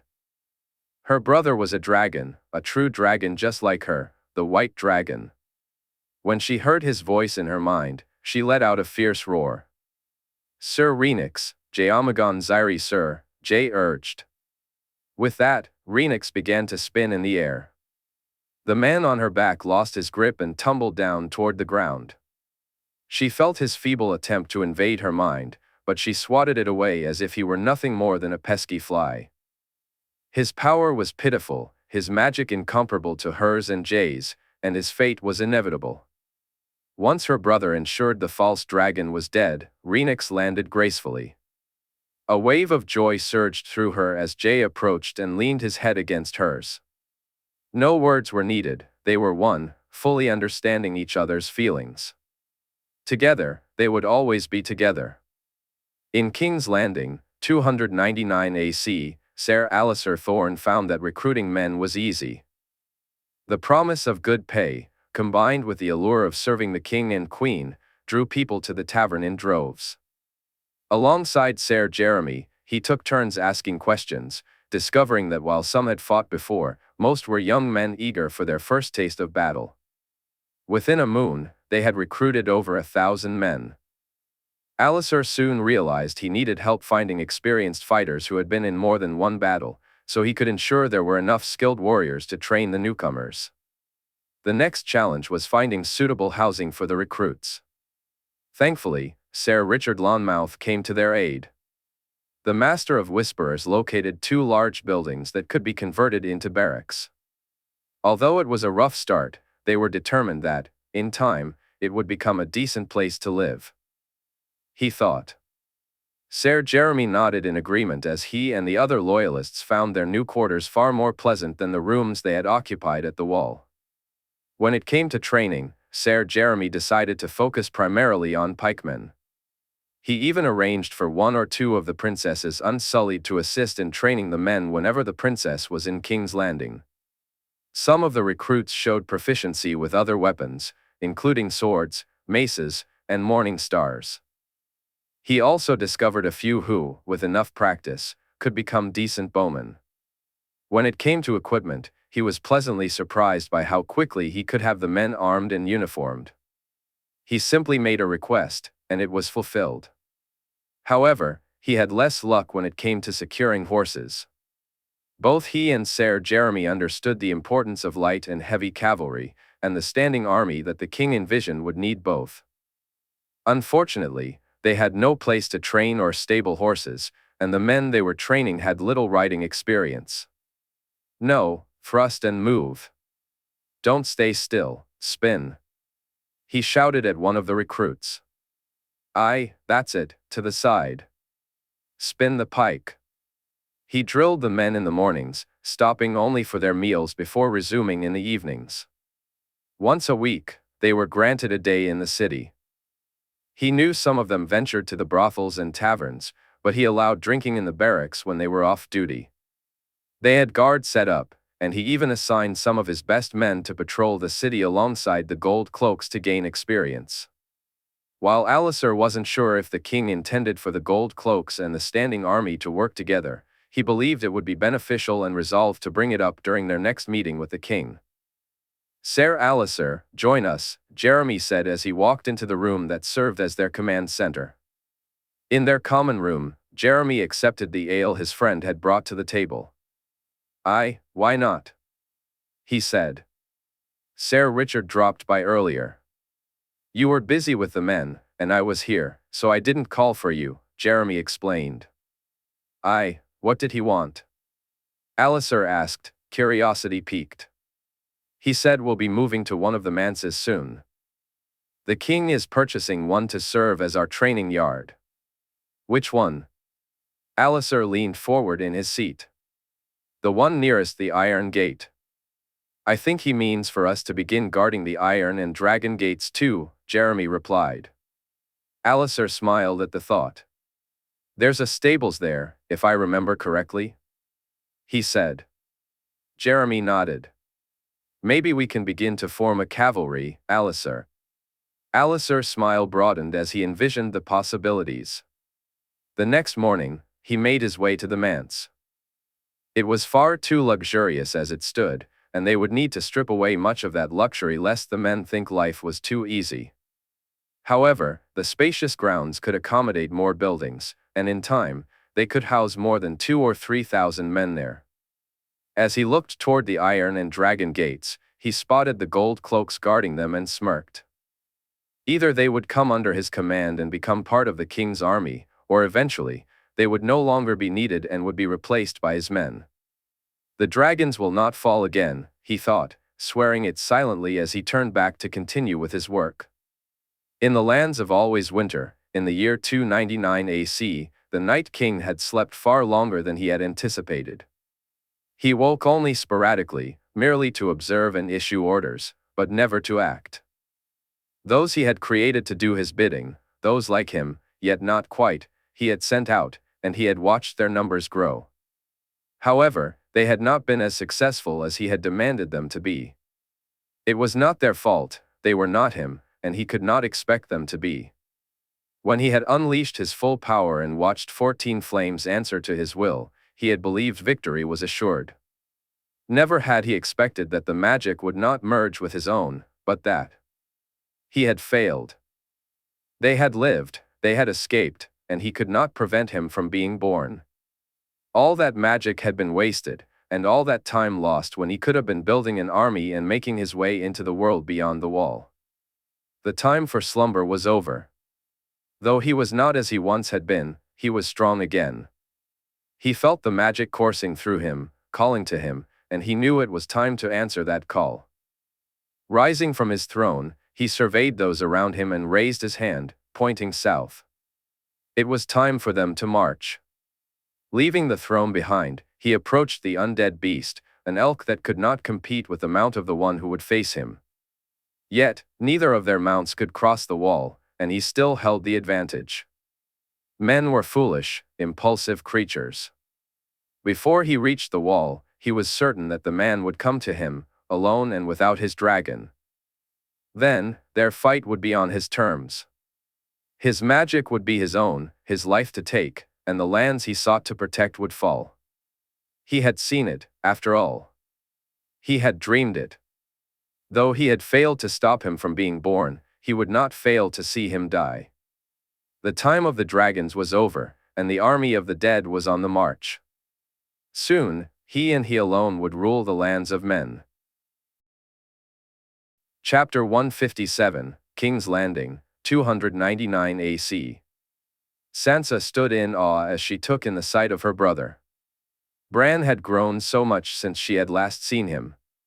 He was taller and had filled out, and though he was still a boy, glimpses of the man he would become were beginning to emerge. Her granduncle stood beside him, tall and imposing, embodying the warrior he truly was.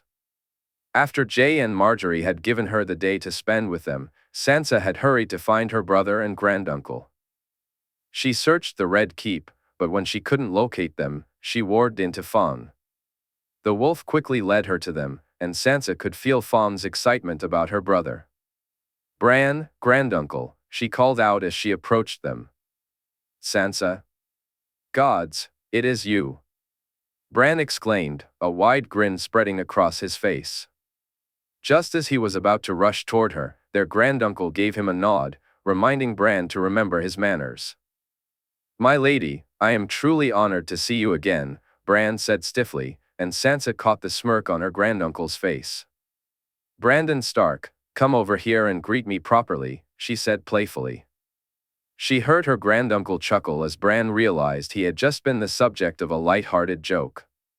In an instant, she found herself enveloped in her brother's arms, both of them exclaiming how much they had missed each other. Her granduncle welcomed her just as warmly, though Sansa noticed he spent a long moment simply looking at her. It took her a moment to understand that he was seeing traces of her mother in her appearance. "How long are you both staying for?" she asked eagerly. "I'm to swear to the king, and then we're heading to Riverrun," Bran replied, glancing at their granduncle. Have you been given rooms? Sansa inquired, concern etching her features. We were planning to find a tavern, her granduncle said. Nonsense, your family. Come, Sansa insisted, moving forward, though neither of them followed her just yet. Come, she said, her tone more determined. Sansa led them to the maiden vault. Although Jae and Margaery hadn't assigned them rooms yet, she was confident they would, so she took it upon herself to act. Her granduncle was a bit resistant at first, but eventually, he relented. Once their belongings were brought to their rooms, Sansa sent out for refreshments, juice for herself and Bran, and an iced ale for her granduncle, along with some bread, cheese, and cold meats. They sat together, enjoying the food, though it was mostly her granduncle, who insisted she call him Uncle Brynden and Bran, while Sansa sipped her juice. She shared stories about the Red Keep and the best places to visit in the city during their stay. Bran expressed a keen interest in visiting a smith, and Sansa suggested that Jae would likely want to take him himself, which caused a frown to form on her uncle's face. When Bran asked if he could keep Summer in his room, Sansa chuckled. Ghost, Fawn, and even Frost usually share either mine, Jae's, or Joy's rooms, she explained, noticing Bran's confusion. Joy? Her brother asked. Lady Joy Lannister, Jae's foster sister, Sansa replied, though she knew her words didn't fully capture the bond between Bran and Joy. To her, Joy was just as much his sister as she or Arya were, but she doubted Bran would easily understand that. I had expected to be brought to the king upon our arrival, her granduncle said.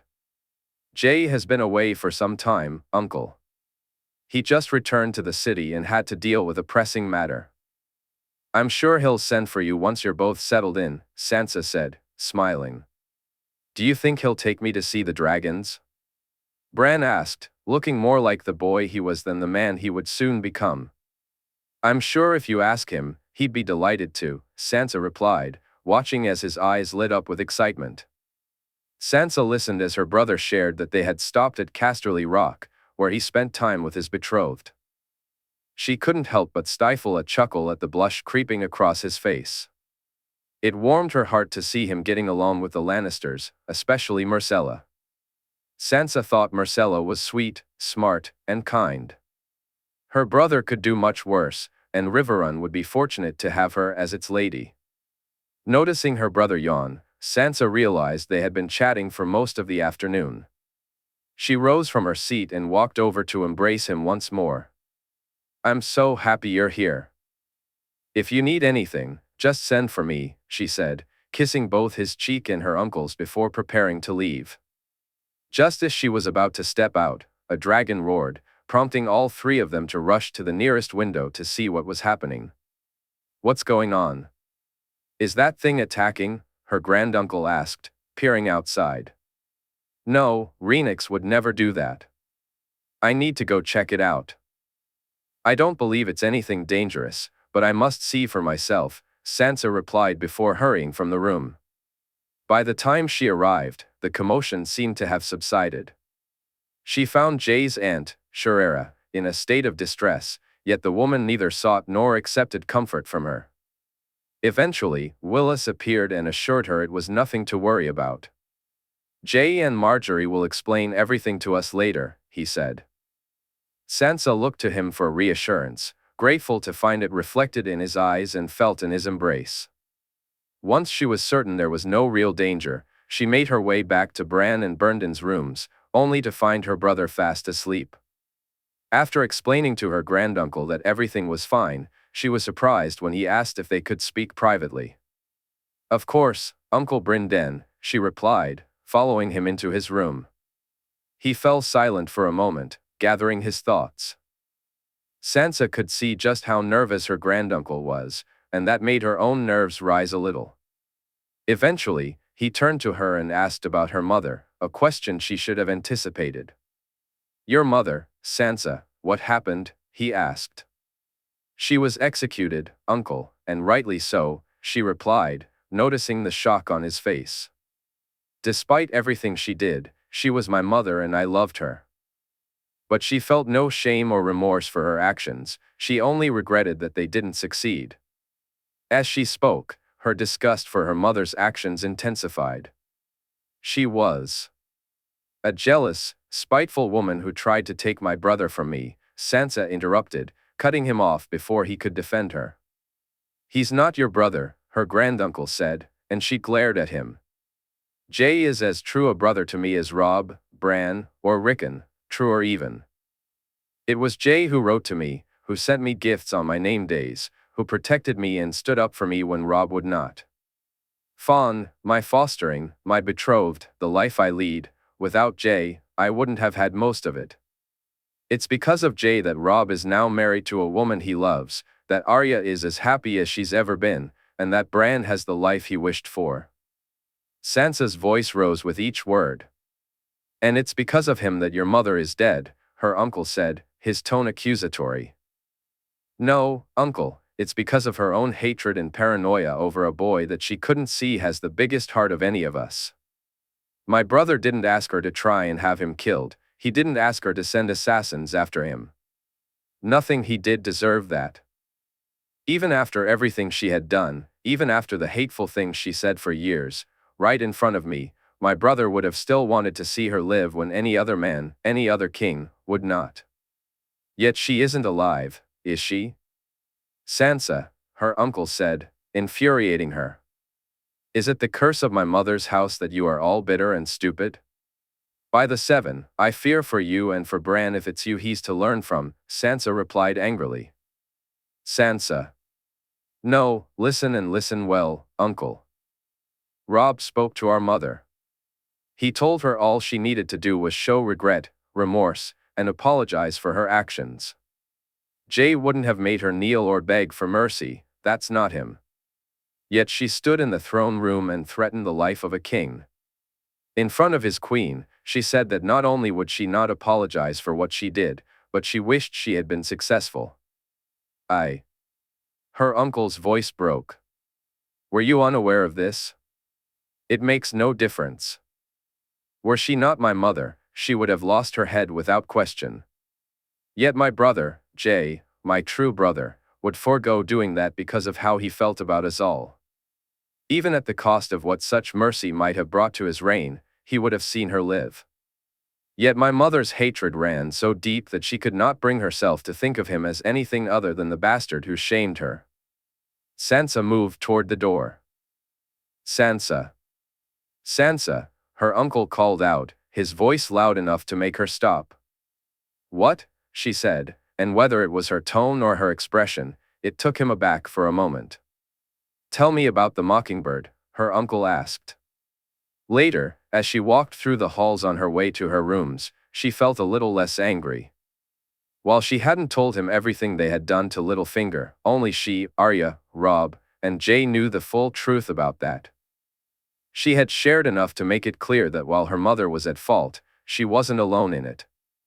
Littlefinger had played his part in driving her to the edge and was just as responsible as her mother for what she had tried to do. Sansa wasn't sure if she agreed with her granduncle when he. Sansa placed much of the blame on Littlefinger, believing that without him, her mother would never have acted the way she did. Deep down, she knew he thrived on that notion, and so she allowed him a small measure of comfort. Perhaps he was right, if Littlefinger had never existed, her mother's anger and hatred might have been less intense. Maybe she wouldn't have acted on that hatred as she did, and if that were true, perhaps their mother would still be alive today. Sansa doubted that this revelation would lessen her bitterness or diminish her feelings towards Jae. Even if her mother had been alive, those feelings might remain unchanged. As she walked into her room, she reflected on the last conversation she had with her granduncle and the answer she had given him, an answer she knew to be true. Did he suffer, Sansa? Littlefinger, did he suffer for what he did? Her granduncle had asked. Very much so, uncle. Very much so, she replied. In King's Landing, in the year 299 AC, Jaehaerys Targaryen had just ensured that Bloodraven was dead for good, having confirmed that he couldn't jump into another body this time, a concept he was still trying to comprehend. After a brief conversation with Jaime, Malora, and Margaery, Jay, along with Arthur and Walder, climbed onto the back of the dragon, Rhaenys, and set off to find the silence. It didn't take long. Rhaenys had flown over the ship earlier with Bloodraven, and it was still anchored in Dragonstone's Bay. As they flew low over the ship, Jay directed Rhaenys to the dock, where she unleashed her flames to make their intentions clear. Once they landed on the shore, Jay was soon joined by his uncle Aemon. Noticing the worried look on Aemon's face, Jay quickly recounted what had happened. His uncle explained that he had heard the dragon horn and came to investigate, but both Sandorix and Regal had flown off somewhere. Rhaenys reassured Aemon that the dragons had gone to feed and were safe, and when they returned, they would not be. Jay smiled to himself, knowing that Dany was on her way back from Dorne. It took a couple of hours for the ship to dock, and as he boarded, Arthur and Walder walked ahead of him, weapons at the ready. The men on board were as silent as the ship's name. Frustration bubbled up in Jay when one of the crew refused to answer his questions. But when the man finally opened his mouth, revealing that he had no tongue, Jay felt a wave of shock and disgust wash over him. It wasn't just this man, he soon realized that every member of the crew of the Silence had suffered the same fate. "What kind of ship is this?" Aemon asked, trailing behind him. "A cursed one," Walder replied, and Jay found himself in agreement. They made their way through the ship, ensuring there was no immediate danger. The crew seemed docile and unwilling to attack, and Jay wondered if it was due to the presence of his companions or Rhaenys, who flew closely overhead. Not that it made much difference, as they descended below decks to a scene that felt like something out of the Seven Hells. Prisoners were locked in cells, and Jay doubted any of them would survive much longer. However, he spotted a girl who he thought could be saved and gestured for his uncle to help her. "That's a warlock, Jay," Aemon said, stopping at a cell to look at a man tied to the wall of the ship. "A warlock?" Jay asked, confusion evident in his voice. "From Karth. A dangerous man. I'd fear him living, especially if he found out about the dragons," Aemon cautioned. "Could he? Could a warlock block someone from seeing another?" Jay inquired, and his uncle shook his head, not in denial but to indicate uncertainty. "What's your name?" Jay asked the warlock, who looked at him through pain-filled eyes. Jay noticed the dark dragonglass knives embedded in the man's shoulders, emitting a faint smoke, and the nails that pinned his hands and feet to the wall. "You came. I knew you would." "He is dead?" the warlock asked, his voice filled with despair. "He is," Jay replied.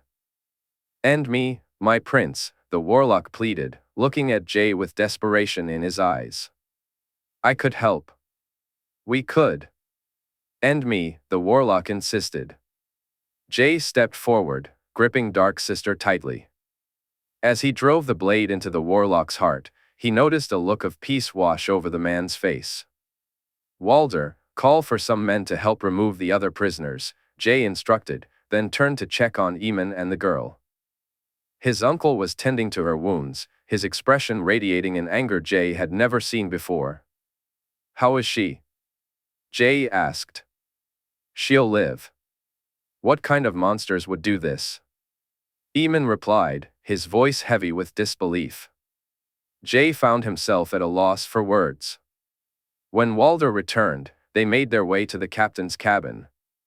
Arthur entered before Jay and urged him to see what was inside. "Your Grace, you need to see this," Arthur said, urgency lacing his tone. Jay hurried into the cabin. "Is that?" Walder began, his eyes widening as Jay lifted an axe, the Valyrian steel gleaming in the light. "Looks like you may need to change your weapon, Walder," Jay said, handing it to his Kingsguard. "You're the only one I know who wields an axe." "It might as well be that one, my friend," Jay said, watching as a broad smile spread across Walder's face. Jay scanned the cabin, horrified to find jars filled with what he recognized as tongues and even eyes. There were other body parts he dared not identify.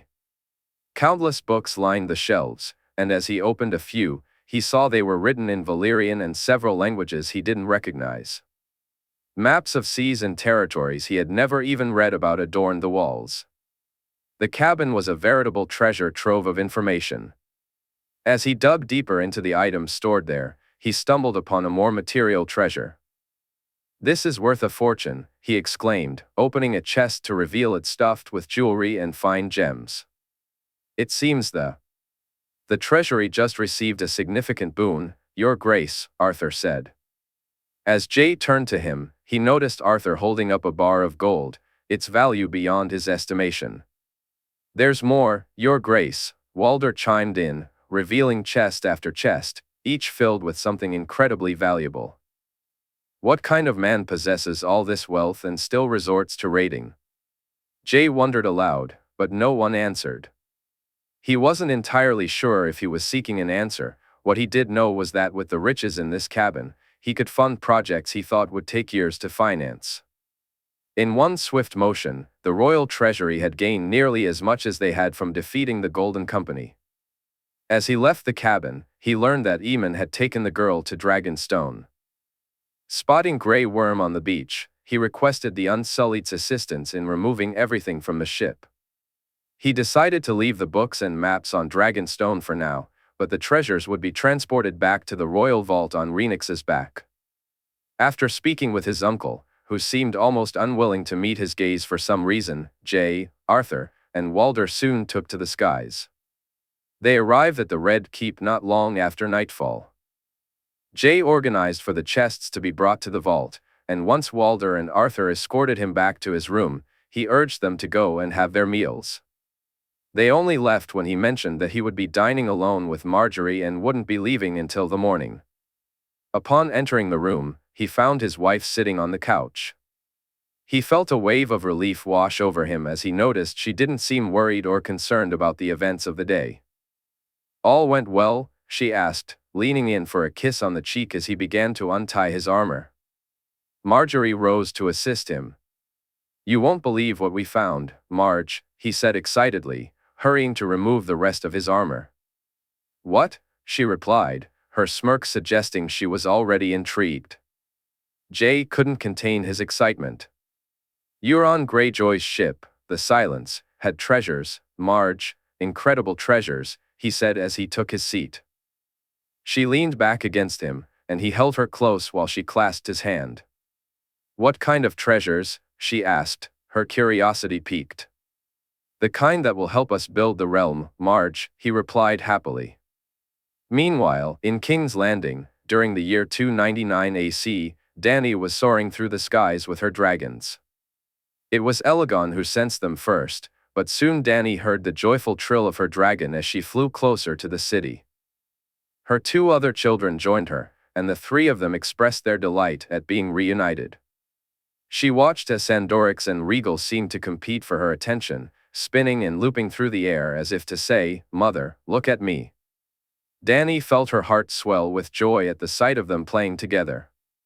Oberyn, Ilaria, and the girls had set sail for King's Landing. Although she had considered joining them, she found herself longing to return sooner than a ship would allow. After spending more than 3 moons in Dorne, she had thoroughly enjoyed her time there. Her brother was maturing into his role, and although they were both sad to part, Dany knew it was time for her to go. She had sent countless ravens to both Dragonstone and King's Landing, each carrying multiple scrolls, much to her embarrassment. The messages were for Jay, Jaehaerys, Aemon, Grey Worm, Missy, Sandor, and even a few for Owain. Yet, she had received fewer replies than she had hoped for. Aemon, Jaehaerys, and Missy wrote back most often, while Jay was heading north and then beyond the wall. Owain, she learned, had sailed to the Iron Islands, and at first, she had worried when he didn't respond. It frustrated her to think he was still preoccupied with the nature of their relationship, unaware of his mission. Dany had come to realize that it wasn't her that was causing the limited replies she had been receiving, it was Owain's distraction with their relationship. While she felt relieved to understand this, the responses he did send still annoyed her. Tyrion had been right, and even if she hadn't acknowledged it before, her conversation with Ilaria had confirmed what she needed to do. "You look upset, Princess," Ilaria said, taking a seat next to her. When Dany nodded, she added, "I'm not." "Of course you're not," Ilaria replied with a teasing smile. "That pillow you're holding so tightly isn't proof of your upset either." Dany couldn't help but laugh as she glanced at the crushed pillow in her hands. "I was. Can I ask you something?" she said, looking to the older woman. "Ask me anything, Princess," Ilaria encouraged. "Dany," she corrected, noting Ilaria's warm smile. "What's it like being, your life, I mean? What's it like being what you are?" She struggled to articulate her thoughts. "A bastard?" Ilaria suggested gently, but Dany shook her head. "I didn't. I don't." She stumbled over her words. Ilaria stood and moved to sit beside her, reaching out to touch her hand. "I have no shame in what I am, Dany. My nephew has named me true, and I bear the name of my house as well as my husband's. But I was born a bastard, and I still have many brothers and sisters who remain so," Ilaria said. "I can't imagine what it was like for you, me, Jay. I just can't," Dany admitted, still unable to express her true feelings. "For some like me, it wasn't as difficult as for others," Ilaria explained. "I hurt at times, I cried at times, but I held my head high and faced the insults that came my way. I was lucky, though, because I had Oberyn, my girls, and Dorne." "And the rest of Westeros?" Dany asked. "Some are good, some are bad, Dany. People are people. For everyone who thinks like Lady Catelyn did, there are others who think differently. Some, like Jay, do not. Now that he is king, it will be better for my brothers and sisters," Ilaria said, smiling. "You believe so?" Dany asked, intrigued. "I know so. Speak to this love of yours, smack some sense into his head, or get our nephew to do it," Ilaria replied. Dany turned to her, her mouth almost agape at the realization that Ilaria knew about Owain and what was truly bothering her. "How?" Dany asked, her voice barely above a whisper. Ilaria just shook her head, rising to her feet. She placed a gentle kiss on Dany's cheek before leaving her alone. As Dany gazed at the dragon pit looming in front of her, she shook her head, wondering just how long she had been lost in daydreams. Smiling to herself, she looked at her children, and soon, all 3 dragons landed gracefully in the dragon pit. Dany was pleasantly surprised to see Rhaenys already there, as if she had been waiting for them. After thanking Elegon for bringing her back so swiftly and feeling her thrill at the words of praise, she spoke to her other children, promising them that she would fly with them both soon. It was then that she noticed the men of the 100 had come to escort her.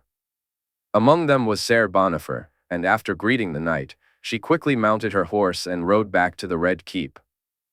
The journey took some time, but Dany waved to the people who cheered her on. A swell of pride filled her as she realized that even moons after reclaiming their throne, her family was still celebrated. Upon reaching the Red Keep, she searched for him among the few who had come to greet her. Jay and Margaery were absent, but Sherera was there. Dany kissed her aunt's cheek. "Aunt," she said warmly. "Dany, I've missed you," Sherera replied. Dany smiled, "I've missed you too." Her aunt began to share everything that had happened during her absence. Dany listened in disbelief as Sherera spoke of Bloodraven's death and how it had been Rhaenys who had witnessed it. She could sense Shira's need for comfort, but just as she was about to offer it, Dany's gaze fell on Owain, and everything else faded away. The guilt she felt when Sherera mentioned they would speak later quickly transformed into annoyance during her conversation with Owain. His words infuriated her, and his welcome left much to be desired. "It's good to see you've returned, Princess," Owain said formally. Dany looked at him, confused. "It's good to be back, Owain." She gestured for him to follow her to her rooms. "All went well in Dorne?" he asked. She nodded, but the conversation felt strained. The capital has not been the same without your presence, princess, he added when she didn't respond further. Silence enveloped them until they reached her rooms. When he turned to leave, Dany almost pushed him inside, turning to face him. She noticed a look on his face that she interpreted as guilt. "What are you doing?" she asked, her voice tinged with anger. "Dany. 3 moons we've been apart, and this is how you welcome me back. With platitudes and compliments as if I were a stranger? I didn't mean for it to come across that way, Dany. It's just us. You and I, it cannot be." Oraine's voice was soft, but it only served to frustrate her further. "And I get no say in this? My feelings don't matter," she shot back. "I'm a bastard, Dany, and you're a princess, a dragon rider.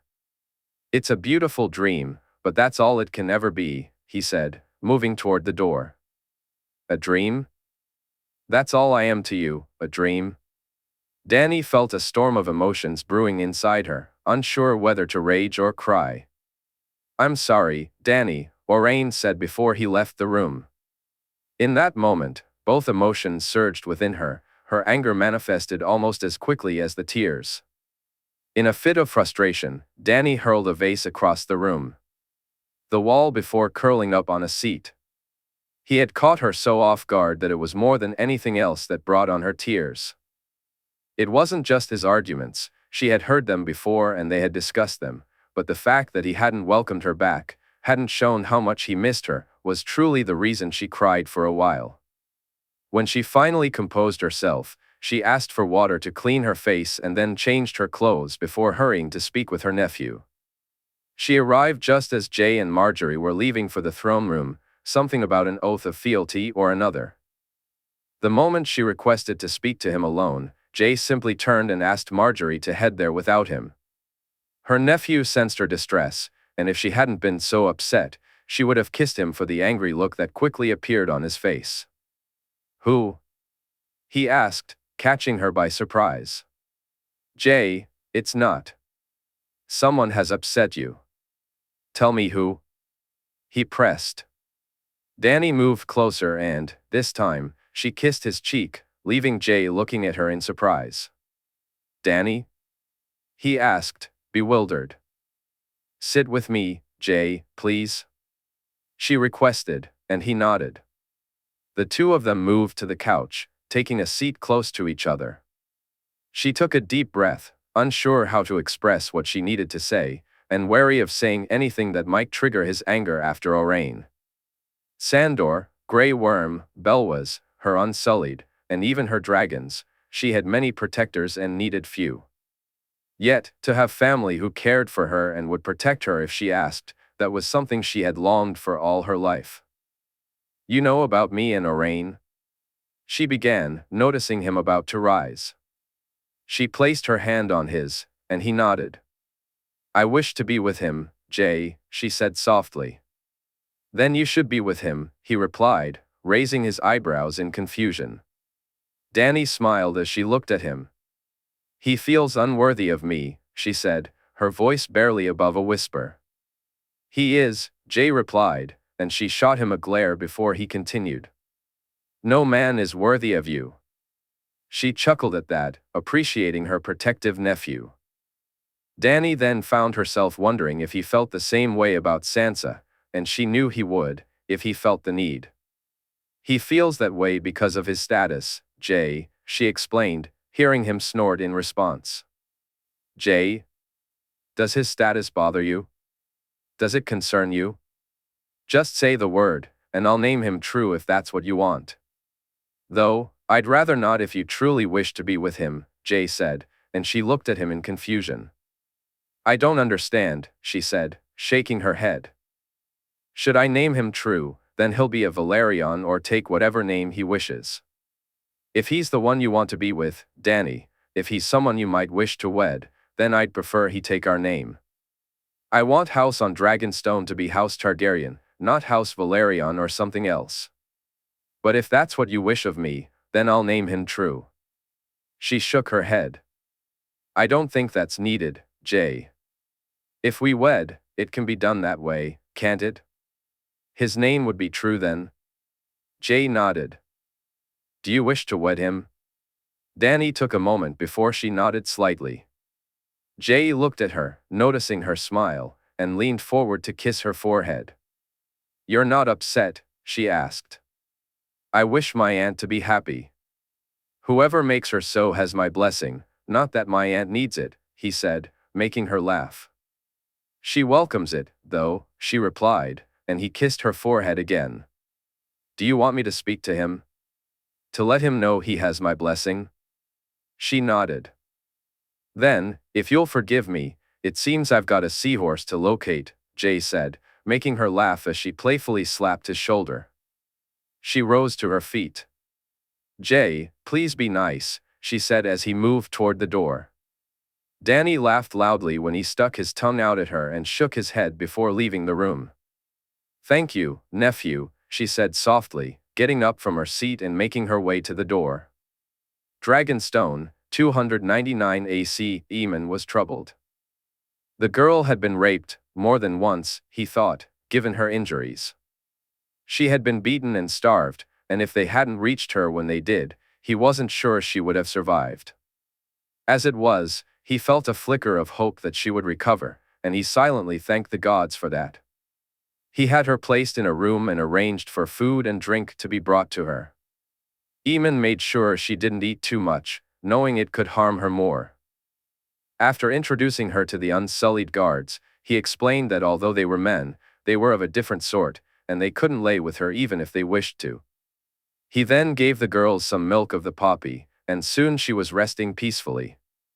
The contents of the captain's cabin had been brought to his rooms, and he spent a little time cataloging them.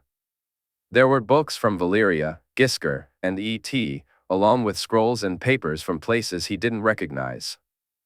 He longed to read through them all, but fatigue weighed heavily on him. Tired and hungry, he had his own food sent to his room. After eating, he climbed into bed. Aemon soon fell asleep, but his dreams were troubling, making him wish he had stayed awake. He saw the army marching, their blue eyes standing out against the dark night sky. Above them, dragons unleashed wave after wave of fire, yet there were so many, too many. He watched men fall, heard a dragon's pained cry, and witnessed men of ice cutting through flesh and blood as if they were nothing. He found himself in a tent, listening to men argue and lament their failures as they were being overrun. At the table sat his nephew, his head bowed, looking far older than his years. He heard the men speak of what lay ahead. Aemon was haunted by his nephew's furious voice echoing in his mind, insisting that he would not be defeated. In his dream, two warriors clashed in a field of white, one made of ice, the other of flesh. His nephew wielded a Valyrian blade, moving with a speed that outmatched the icy opponent. When the blade struck true, it felt as if time itself had frozen, yet nothing changed. His nephew dodged a deadly blow aimed at him, then withdrew his sword from the heart of the ice creature. The battle raged on, both fighters locked in a fierce struggle, their blades dancing in a deadly rhythm. Once again, his nephew's sword proved faster, but the impact was hollow. Aemon's heart sank as he watched his nephew fall, the icy blade piercing deep. The creature raised its weapon to deliver the final blow when suddenly, flames rained down upon them. Aemon, just as astonished as the ice creature, stood alone in the field when the fire cleared. An army of the dead advanced, unstoppable in their march. Aemon's gaze fell upon his nephew, standing protectively in front of his wife, both of them with tears streaming down their faces as they were surrounded by onlookers. It happened so quickly that Aemon almost missed it. A loud, pained cry escaped his nephew, and the blade began to glow with a light so brilliant that Aemon could scarcely bear to look at it. In an instant, however, the sword fell to the ground, and his nephew held his wife in his arms, making sounds that Aemon felt would move even the gods to tears. He watched as the icy sword met his nephew's weapon, their clash illuminating the darkness around them. Once again, his nephew's blade found its mark, and this time, the sound was deafening. The ice shattered, and night transformed into day. Cheers erupted from the men surrounding the field, their faces alight with joy. Aemon shared in their elation, but then he was struck by a pain unlike any he had ever known as he. Aemon looked at his nephew, who knelt on the ground, sword in hand, as the light faded while he drove it deep into his own heart. Aemon jolted awake, tears streaming down his face. He felt the urge to weep, but also a desperate need to escape, to be anywhere else, anywhere he could unleash his anger and despair. He dressed quickly, and before uttering a word to anyone, he found himself outside the keep, standing on the cliffs overlooking the bay. Around him, there was nothing, no sign of man or beast. The dragons were absent from their usual resting places, and their absence weighed heavily on him. "Why?" he shouted into the emptiness. "Why must you be so cruel? Has my house not given enough? Have we not lost enough to satisfy you? Must you take it all, even him? He has given you more than any man could. A mother, a father, is that not enough for you? Must you take his love and his life too?" His voice echoed back to him, met only by the sound of his own ragged breathing. Rising to his feet, he cursed them all, gods, men, everyone who came to mind. Yet deep down, he knew it wouldn't change anything. When he finally heard the sound of dragons returning, he looked up to see Jaehaerys riding Sandorix. He hurried to compose himself, feeling like a charlatan, a lesser man than he wished to be. He felt he couldn't confide in anyone, not his aunt, not his dragon, and certainly not his nephew. But as soon as she reached him, the words poured out of him. Aemon shared everything, his dreams, the haunting images from the crypts, the books, the prophecy. He recounted his desperate search for another way, for answers that might prove him a fool. Jaehaerys listened quietly, offering no words as he unburdened himself. "What am I to do?" he finally asked her. "How do I tell him? What is this?" He said, his voice as shattered as his spirit. "I don't understand the power our nephew possesses, nor the role he's meant to play.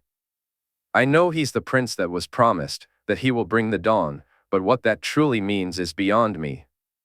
I refuse to believe it leads to this, Aemon.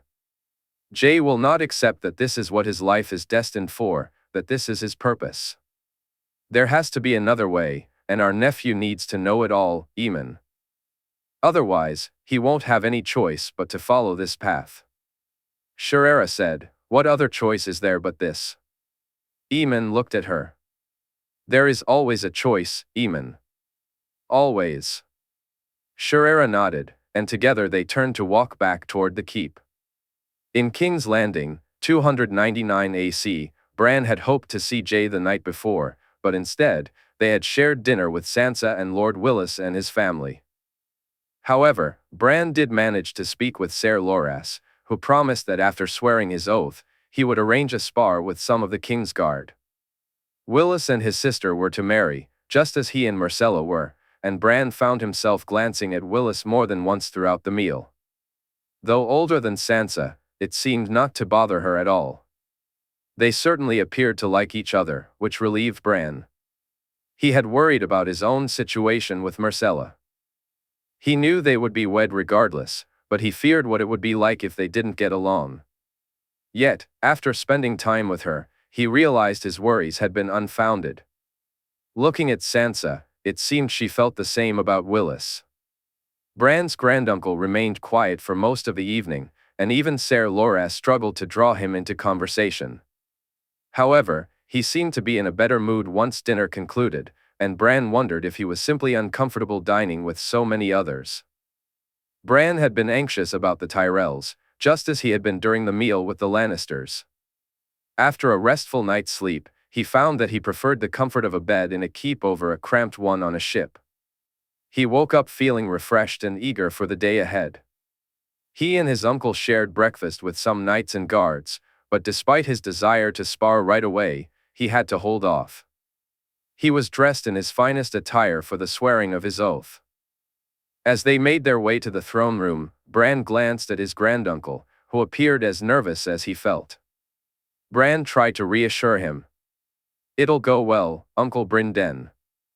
I know what I must say, I practiced," he said, earning a smile from his granduncle in return. "Of course it will, and soon enough, you and I, nephew, will be in Riverrun," Brynden replied. Bran nodded, looking forward to that moment and the keep that Brynden spoke of so fondly. Upon entering the throne room, Bran was amazed by the number of people gathered there. He felt relieved when a guard approached them and directed them where to go. Like everyone else, he turned his gaze to a door in the corner when the Queen was announced. He smiled at his brother's wife, but his attention was drawn to the men accompanying her. There was Lord Jaime Lannister, the Hand of the King, and the man who had trained his brother, Ser Walder Allers, who winked at him as he passed, Ser Richard Horp and Ser Rabar Royce.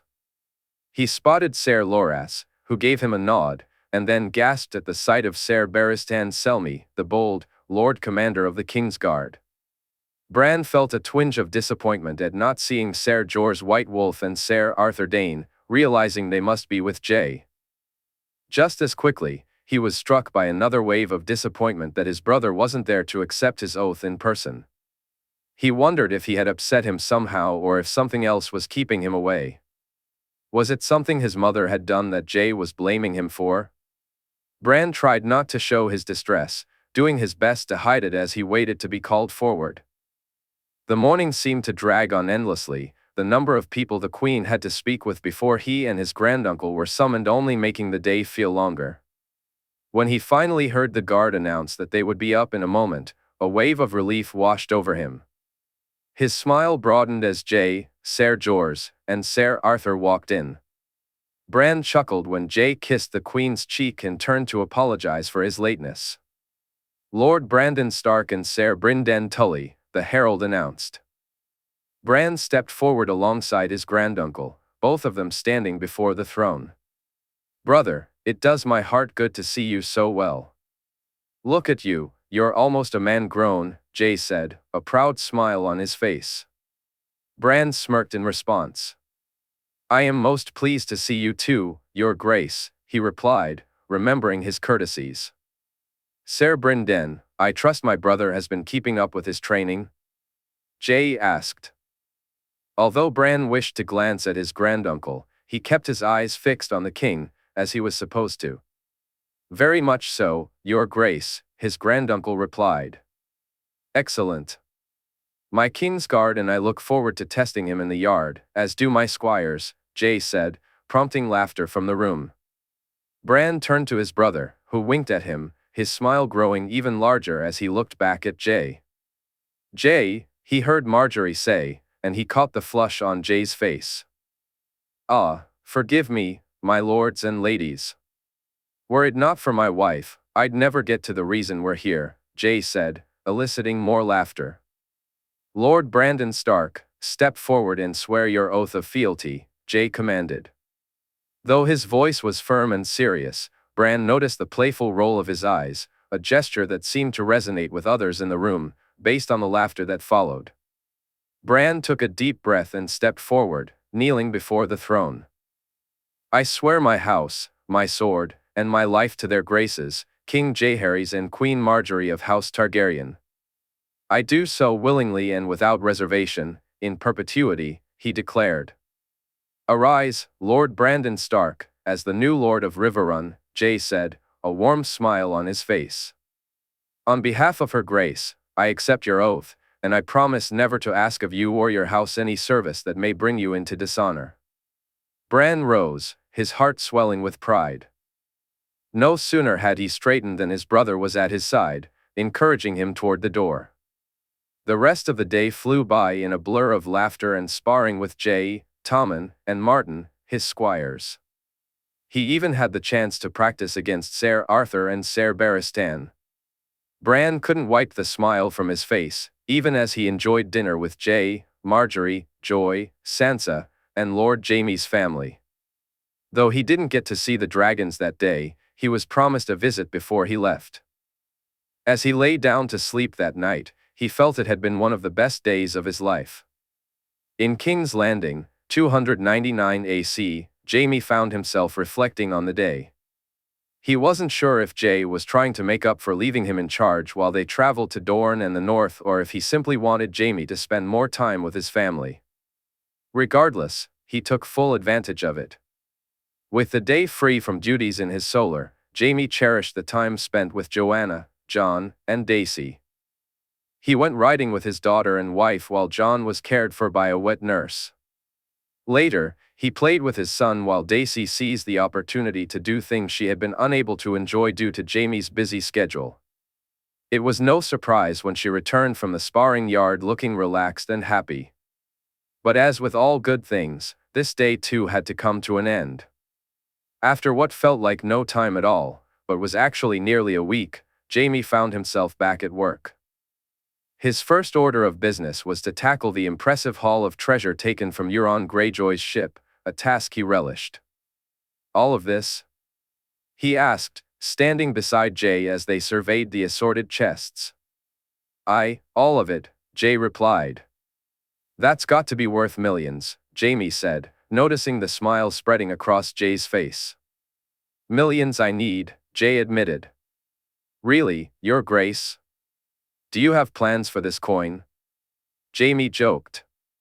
"Keeps to build, winter stores to buy, an army to fund." "Aye, you could say I have plans for it," Jay said, giving Jaime an odd look. "But first, you and I are going for a ride." "I'm not Joy, Your Grace," Jaime chuckled. "Or Joanna," Jay added, forcing Jaime to scowl before they both burst into laughter. "But I wasn't talking about winter and loyalty." "Oh gods, no. Why me?" "I thought Arthur was your preferred dragon-riding partner," Jaime said, shaking his head, a smirk creeping onto his face. "Well, my hand is always so busy, and since he's less occupied today, we're off to Dragonstone," Jay declared, and Jaime raised an eyebrow in curiosity. "Jay? You'll see when we get there, Jaime," Jay replied, and Jaime nodded in agreement. As it turned out, Arthur was flying with them after all. Soon, the three of them were climbing onto Rhaenys's back shortly after they arrived at the dragon pit. Though Jaime had no real desire to fly on the dragon's back, he welcomed the adventure nonetheless. It had been a while since he and Jay had embarked on an outing together, and while this was just a simple visit to Dragonstone, or so he believed, it felt reminiscent of the days when he was the lord and Jay was his squire. Jaime didn't particularly enjoy it when Jay had Rhaenys fly close to the water, dipping her wing and nearly soaking them to the skin. Arthur didn't seem to appreciate the laughter that erupted from their king either. Thankfully, they were dry by the time they landed. They reached the island, and Jaime could only attribute the heat he felt to Rhaenys's back. By the time they landed, his good humor had returned. Looking around, he noticed just how busy things were at the caves. The camp was set up, and mining had begun in earnest. Jay had even sent the first shipment of dragonglass to Hardhome, and Jaime was amazed by the quantity they had managed to gather. "Why are we here?" Jaime asked as they walked along the beach. "I have a song to sing," Jay replied, and Jaime looked at him in confusion. "You flew us here for a song?" Jaime asked, glancing from Jay to Arthur, who seemed equally puzzled. "This song is different, it's a song of stone," Jay said, walking a little ahead of them. They strolled through the camp, and soon Jaime saw box after box of dragonglass ready to be shipped. Jay picked up a piece shaped like a knife. He nearly dropped it when it was tossed to him, still uncertain about the purpose of their visit. "Crash that against my blade," Jay instructed. Jaime hesitated, looking at him. Jay held Dark Sister, showcasing the flat face of the sword. "Jay?" Jaime asked, unsure of what was happening. "Do it, but watch your hand," Jay urged. Jaime complied, and he watched as the knife shattered into half a dozen pieces. "It's brittle," Arthur noted. "Very much so. Euron had a warlock he kept prisoner on his ship. He used dragonglass on him. The warlock even had a knife embedded in his shoulder when we encountered him. It pierces flesh easily, and for some reason, it smoked. I think that was related to the magic the warlock possessed. After he begged me to kill him, I removed Dark Sister from his heart, and when it struck the dragonglass, it broke just as it did a moment ago," Jay explained. I thought this was needed for the battles to come. Jaime inquired. It is, which is why I need to sing, Jay said, shaking his head at Jaime. Then, he bent down on one knee and pulled something from his pocket. It took Jaime a moment to realize it was a jar filled with blood. He watched in shock as Jay poured it over himself, almost completely covering his face. Before either he or Arthur could say anything, Jay began to sing a psalm with words that made no sense to Jaime. In fact, he wasn't even sure they were words at all. The song lasted only a moment or two before Jay stopped. Jaime watched as he walked over to a nearby barrel and dipped a cloth into it.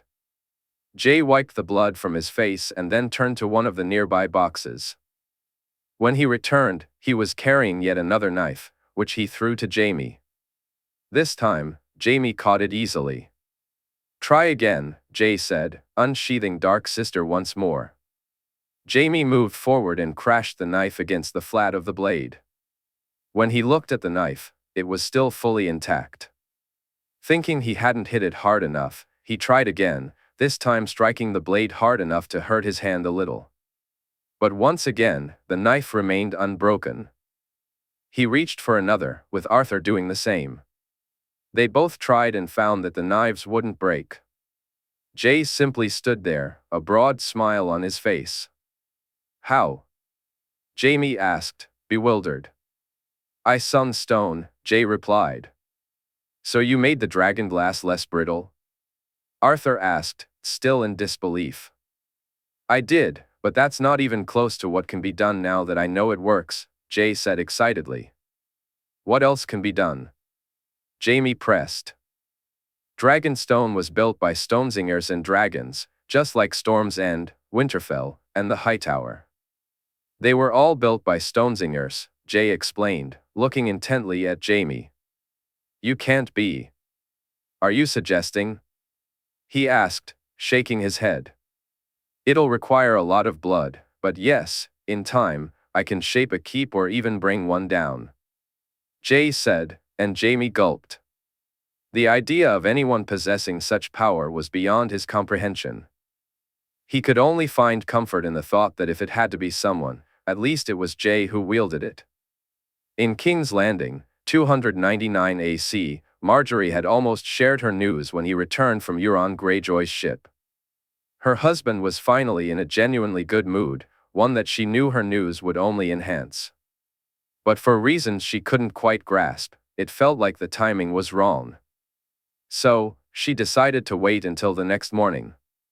Unfortunately, she didn't get the chance. Jay informed her that he needed to go to Dragonstone with Jaime and Arthur, and once again, Margaery held back her news. When he returned from Dragonstone, he seemed to be in good spirits again, and she felt she could wait no longer. After he finished explaining the concept of singing stone, whatever that meant, she hushed him and asked him to sit with her for a moment. Once he was settled, she walked to the door to tell Ser Barristan that they were not to be disturbed for any reason. Margaery rolled her eyes when she returned to Jay, seeing the look on his face. If my wife wishes me alone, she only needs to ask, he said. Despite herself, she shook her head and began to laugh. My husband's mind must be a fun place to visit, she said, taking her seat and playfully tapping his forehead with her finger. I can think of other places on me that are so much more fun. Care to visit them with me, my love? Jay replied, kissing her neck. Jay, stop. We must speak. She came dangerously close to slapping him just to get him to focus, but her husband seemed to think she was playing a game. Speaking is bad. I can think of so many things we could be doing that are so much more fun, Jay said. Though Margaery agreed, she knew they needed to talk. Jay, please, she said, gently pushing him away. She felt relieved when she saw that he wasn't upset or taking it the wrong way. Marge, is there something wrong? He asked, concern etched on his face. She shook her head, hoping her news wouldn't be seen as bad or unfortunate. I'm with child, Jay, she said nervously, meeting his gaze. He fell silent for a moment, looking deeply into her eyes. Then, a smile blossomed on his face, brighter and bigger than she had ever seen. "This pleases you?" she asked, already feeling confident that it did. "For true, you and I, we're to be, you, for true?" he asked, and she nodded.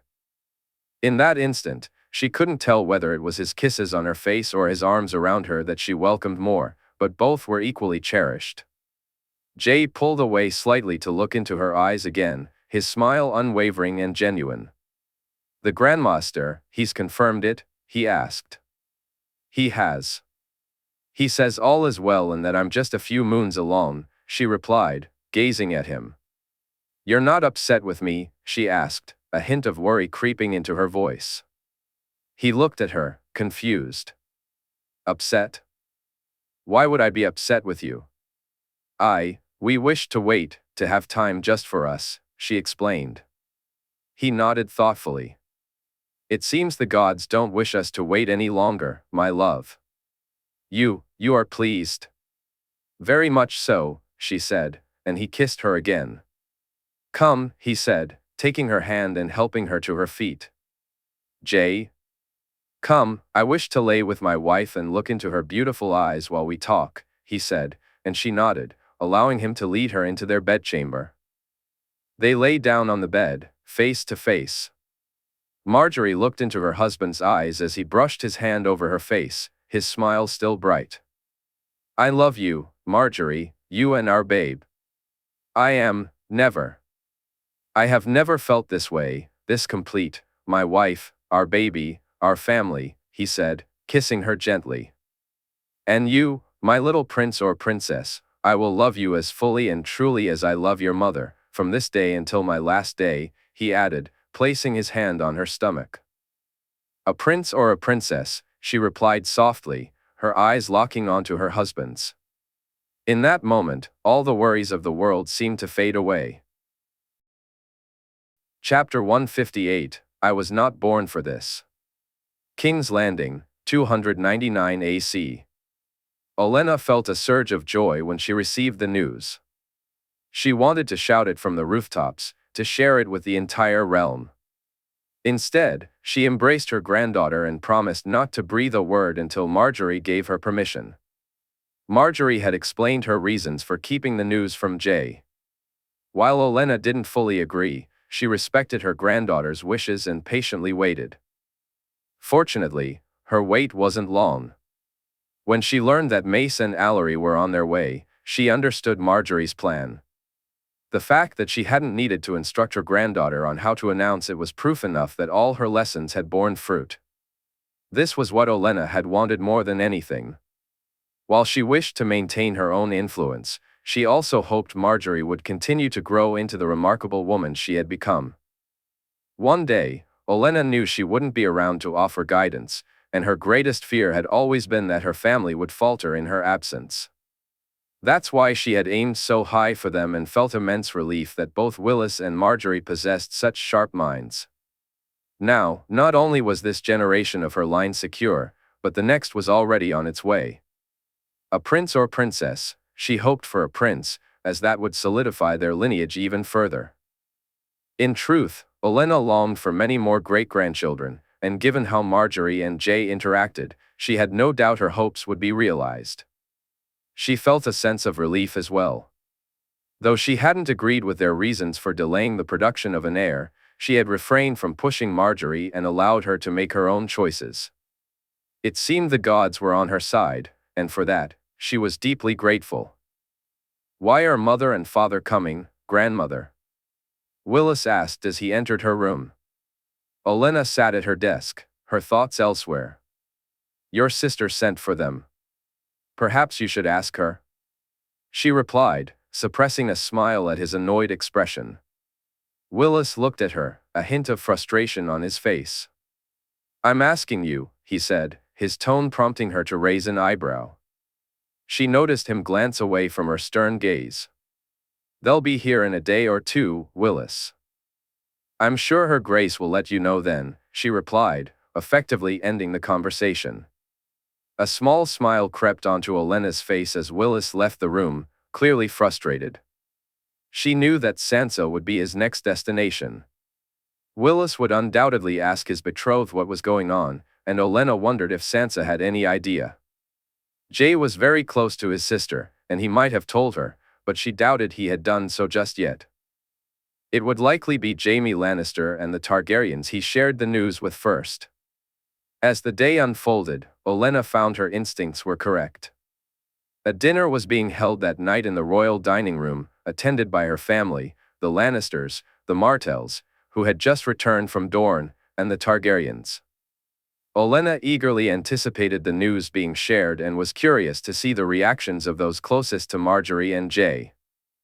She had no doubt they would take it as well as she had, but she was keen to witness those reactions firsthand.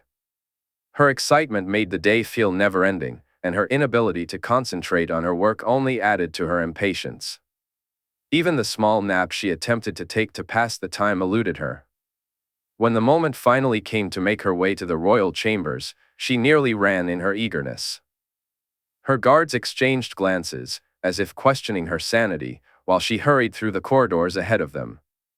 Upon reaching the rooms, she found Ser Barristan and Ser Arthur on duty that night. She nodded to the knights before being permitted to enter. It didn't surprise her to be the first to arrive, nor did it surprise her to find her granddaughter and great-grandson so engrossed in each other that they barely noticed her.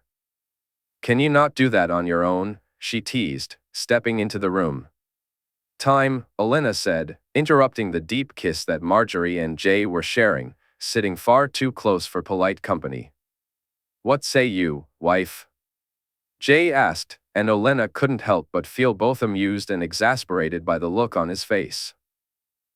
I think not, husband," Margaery replied, leaning in for another kiss, though thankfully this one was less passionate than the one Olenna had walked in on. "I'm an old woman, I don't need to see such things," Olenna said, rolling her eyes. Whatever Jae's response would have been, she wouldn't find out, as more dinner guests began to arrive. It turned out to be a much larger gathering than she'd anticipated, with the children joining as well. Oberyn's entire brood, Joy, Martin, Tommen, and Joanna Lannister, along with both Sansa and Brandon Stark, filled the room. Loras sat with Willis, her grandson still wearing his white cloak but off duty for the evening. A glance at Jaime Lannister confirmed that he already knew. Olenna smiled to herself, pleased to be proven right once again. They ate before the news was shared, and the conversation at the table was delightful. Olenna spent most of it chatting with Daisy Lannister and Illyria, two women who were as good company as she could have wished for. Once the desserts had been cleared away, she noticed Margaery nod to Jae. He struck his glass with his knife to quiet everyone down, which took some time and a half-hearted glare directed at Joy before the room settled. "As much as I enjoy having my family eat with me, Margaery and I had another reason for wishing you all here," Jae announced, reaching out to take Margaery's hand in his own. "I am with child," Margaery declared, her smile radiant as she spoke. The reactions were just as Olenna had expected. Oberyn and Loras moved toward Jae, while Daisy, Illyria, and Sansa rushed to Margaery. For the next hour, she swore there was almost a line of people eager to speak to either Margaery or Jae. Olenna wove her way between them, keen to catch every word. Daisy and Illyria both assured her granddaughter that they would be there to support her during the birthing, and Olenna could see how much Margaery appreciated their offers. Daenerys and Shaerra chatted about dragons, and Olenna caught Jae mentioning dragon eggs, something she remembered Margaery had discussed with her before. Loras was caught in the middle, trying to balance his time between his best friend and his sister, clearly just as happy as they were. Willis sat nearby with a warm smile, ensuring Margaery was well and that Grandmaster Gorman was looking after her. Oberyn celebrated as if one of his own children was being born, and while Jaime was a bit more reserved, having already known the news, he seemed genuinely happy, perhaps more so than Olenna had ever seen him. If it weren't for the look on Aemon Targaryen's face, the night would have felt perfect. The former maester appeared almost terrified by the news. It took Olenna a moment to understand why, prompting her to approach him. As she moved, she paused when she heard Jae speaking to Joy, who was kneeling as the king looked into her little face. His words warmed Olenna's heart and brought an even larger smile to Joy's face. "You're going to be an aunt, Joy, just like Jenna is to you," Jae said, smiling. "I won't be like Aunt Jenna, she's too strict. I'll be a fun aunt, telling stories and taking the baby riding." "I'll take them on adventures," Joy replied happily. We both will," Jae said as he hugged the girl. Olenna then settled down beside Eamon, who stiffened slightly at her presence. His expression was more composed now, but she could still sense the tension radiating from him. Olenna could still see the worry etched on Eamon's face. She reached out her hand, sensing him pull away slightly, but she grasped his hand firmly before speaking. "I understand why this news troubles you," she said, noticing his tension. "But those days are behind us, Eamon. Those men are gone, and the maesters hold no power here. You, Gorman, and Marwyn will be the ones to look after Margaery and guide her through this. I have faith in all of you, and soon we will welcome a little prince or princess. House Targaryen, like House Tyrell, is growing strong," she reassured him, patting his hand before rising from her seat. Olenna kissed the cheeks of both Jae and her granddaughter before she departed, being among the last to do so. "I am so happy for you both. I look forward to meeting my great-grandson or great-granddaughter," she said, her voice filled with warmth. I am so happy." "As are we, Olenna," Jae replied. "Truly, grandmother," Margaery added. Olenna nodded, then made her way back to her room. Soon, the realm would hear the news, and she found herself eagerly anticipating that moment. As she drifted off to sleep that night, she envisioned a little boy or girl calling her Gamma. In King's Landing, in the year 299 AC, Margaery lay in bed, her eyes locked with Jae's as his fingers gently brushed through her hair. Their lovemaking had been tender, almost as if he feared that being too vigorous might harm the babe she carried. Yet it was as pleasurable as ever, perhaps even more so, as she felt heightened sensitivity to his touch. Whether it was due to their shared excitement about her news or something else, she welcomed the intimacy. After they finished, it felt like the most intimate moment they had ever shared. They were able to shut out the rest of the world and simply be together, and for Margaery, it was becoming her favorite time of all. Not that Jae wasn't attentive at other times, but now, when she looked into his eyes, she could see there was nothing else on his mind. No thoughts of the changes they were bringing to the realm, no worries about the war they needed to prepare for. There were no courtly games, no errant or loyal lords, no punishments or rewards to consider. His thoughts were solely of her, of them, and nothing else, just as hers were of him. "What's going on in that pretty little mind of yours?" Jae asked, his voice barely a whisper. "What makes you think anything is going on?" she replied, looking directly at him. "That small little crease you get is back, and it appears when you're thinking about something," Jae said, gently touching the space above her nose and between her brows. "I do not have a crease," she insisted, shaking her head, but he smiled at her. "What it's happy thoughts, it's barely noticeable. But when they're angry, it truly shows." "I haven't seen what happens when you're sad," Jae remarked, and she looked at him curiously. "Why not?" she asked. "I cannot bear to see my wife sad," he said, and she smiled, leaning in to kiss him. "Then you should ensure she never is," she replied, earning a chuckle from him. "I shall redouble my efforts." "They all seemed quite pleased, didn't they?" she asked. "They were, though we may have a problem with Joy," he said, a smirk playing on his lips, indicating he was jesting. "What problem?" she asked, playing along. "I may have created a monster, and now our babe might be on a horse even before I get the chance to place them on one," he said, making her laugh. She knew that if Jae had his way, their child would be riding before they could walk. She took it well, then. As did Sansa and Bran. "We'll need to send the ravens tomorrow and announce it in court once your mother and father arrive." "You're not upset with me for telling them before you?" she asked, recalling that they hadn't discussed it beyond her mention of sending for them. "No, I understand why you did.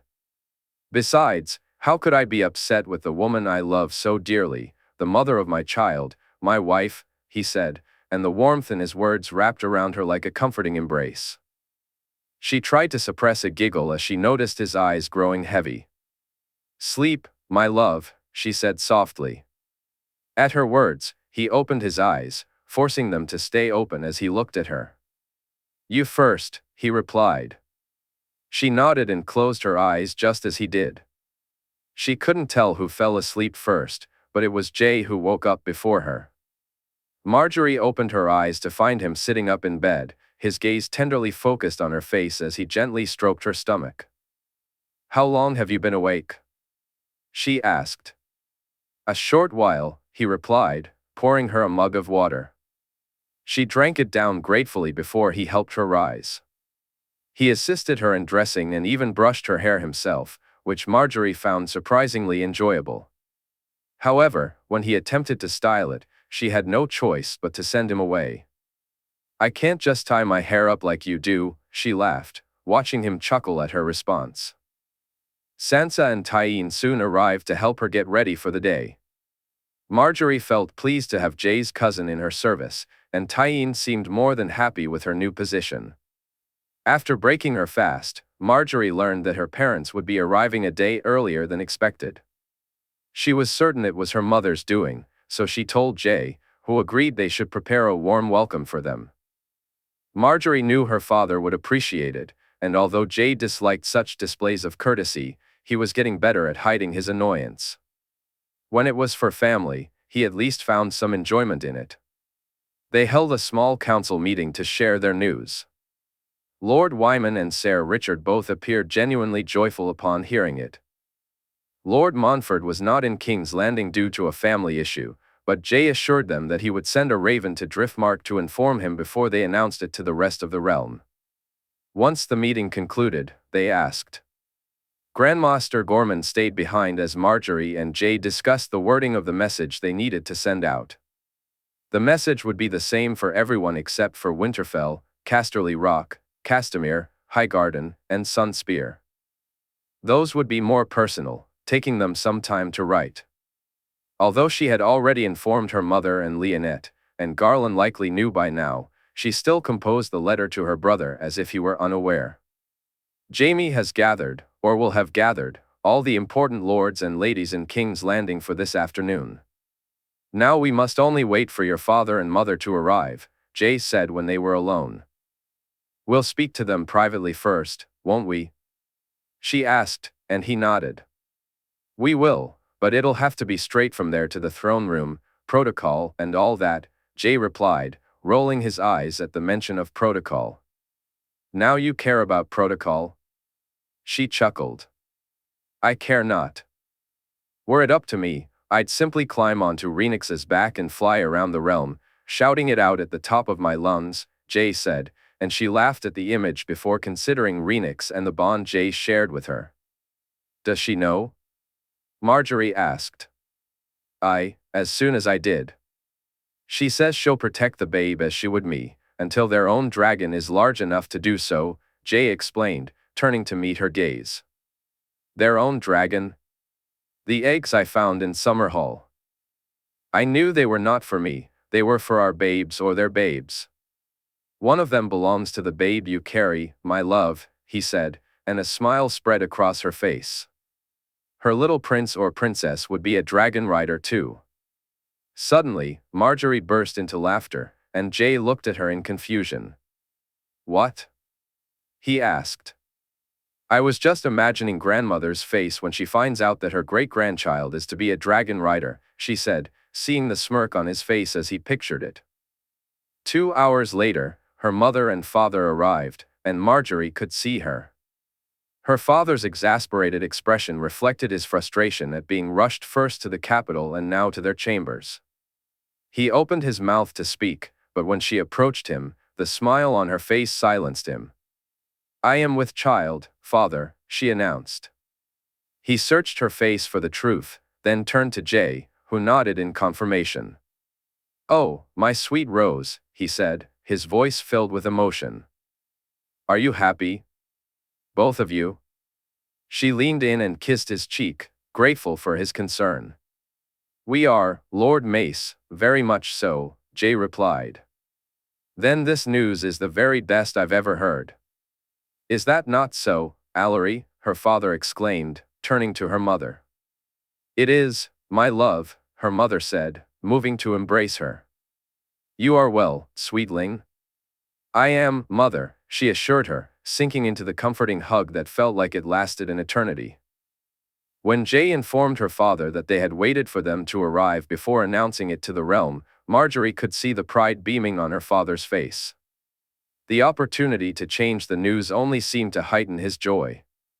She was surprised by how quickly he did so, but once he finished, they joined the procession into the throne room. It was just the four of them, Margaery, Jay, her father, and her mother, accompanied by the king's guard. The others were already waiting, and once inside, Jay swiftly took his seat on the Iron Throne while Margaery settled into the smaller throne beside him. "My lords, my ladies, good sirs," Jay began, his voice resonating through the hall. "It is with the greatest pleasure that Her Grace and I come here today to announce that soon we shall welcome the birth of a new prince or princess of the realm. Her Grace is with child, and to celebrate this joyful news, tonight we and the people of King's Landing shall feast to our good fortune." Margaery sat beside him, beaming as widely as her husband. She heard the cheers echoing around the throne room and saw the happy expressions on everyone's faces, but one man stood out, looking anything but pleased. Val was taken aback to see Aemon Targaryen among the crowd, but what truly unsettled her was the expression on his face as he looked at both her and Jay. A shiver ran down her spine, and had he not shifted his gaze away from her, she might have approached him to ask why he seemed so panicked. In that moment, she gasped, feeling herself teetering on the edge of a realization. Her breathing took a moment to steady. Beneath her, Benjen wore an expression that mirrored her own. He had truly stolen her heart. Val was his, and he was hers, and nothing and no one could come between them. The fact that he had been a maid surprised her, and she delighted in his skill. Their first time together had been fast and frantic, and her struggle to resist him had been merely a token effort.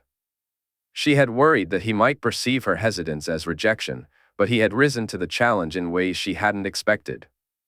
Since that first night, they had been together each evening. Though it had only been a few weeks, she felt closer to him than she had ever been to Jarl. Benjen was unlike any man she had known, and this became most apparent in moments like these. After they had satisfied each other's needs, he didn't simply roll over to sleep. Instead, he welcomed her into his arms, and they would talk about their lives, their adventures, and their regrets. No matter the topic, the conversation always turned to the future, their future. Tonight, their discussion was solely focused on what lay ahead, and she eagerly welcomed his plans. The ship should arrive soon, the one Jay mentioned in the Raven, Benjen said as she nestled against him. "Why only one ship?" she asked. "The scroll says it carries things that will help us greatly," he replied. She shivered when he said, "us." It was a phrase he had been using more often without realizing it over the past few days. "Then he'll send the other ships?" she asked, feeling him nod in response. "What's Queen's Crown like?" she inquired, turning to him. "You've never been?" he asked, surprised. "I hadn't gone that far when I passed the wall, not until we set sail," she replied. "It's abandoned, but Jay plans to rebuild it, along with the village around it. It's on a lake with good fishing, and there's plenty of wood from the oaks that surround it," Benjen explained. She found herself picturing it in her mind. "You said your nephew plans to rule from there?" she asked, and he shook his head. "He plans to designate it as a keep for one of his children or their children, a part of his house that will be in the north." She didn't quite understand how the Kneelers thought about these things. Jay ruled, that much she knew, and it was from King's Landing that he did so. How a child of his could rule all the way in the north was beyond her, but she supposed it didn't truly matter until he actually had children.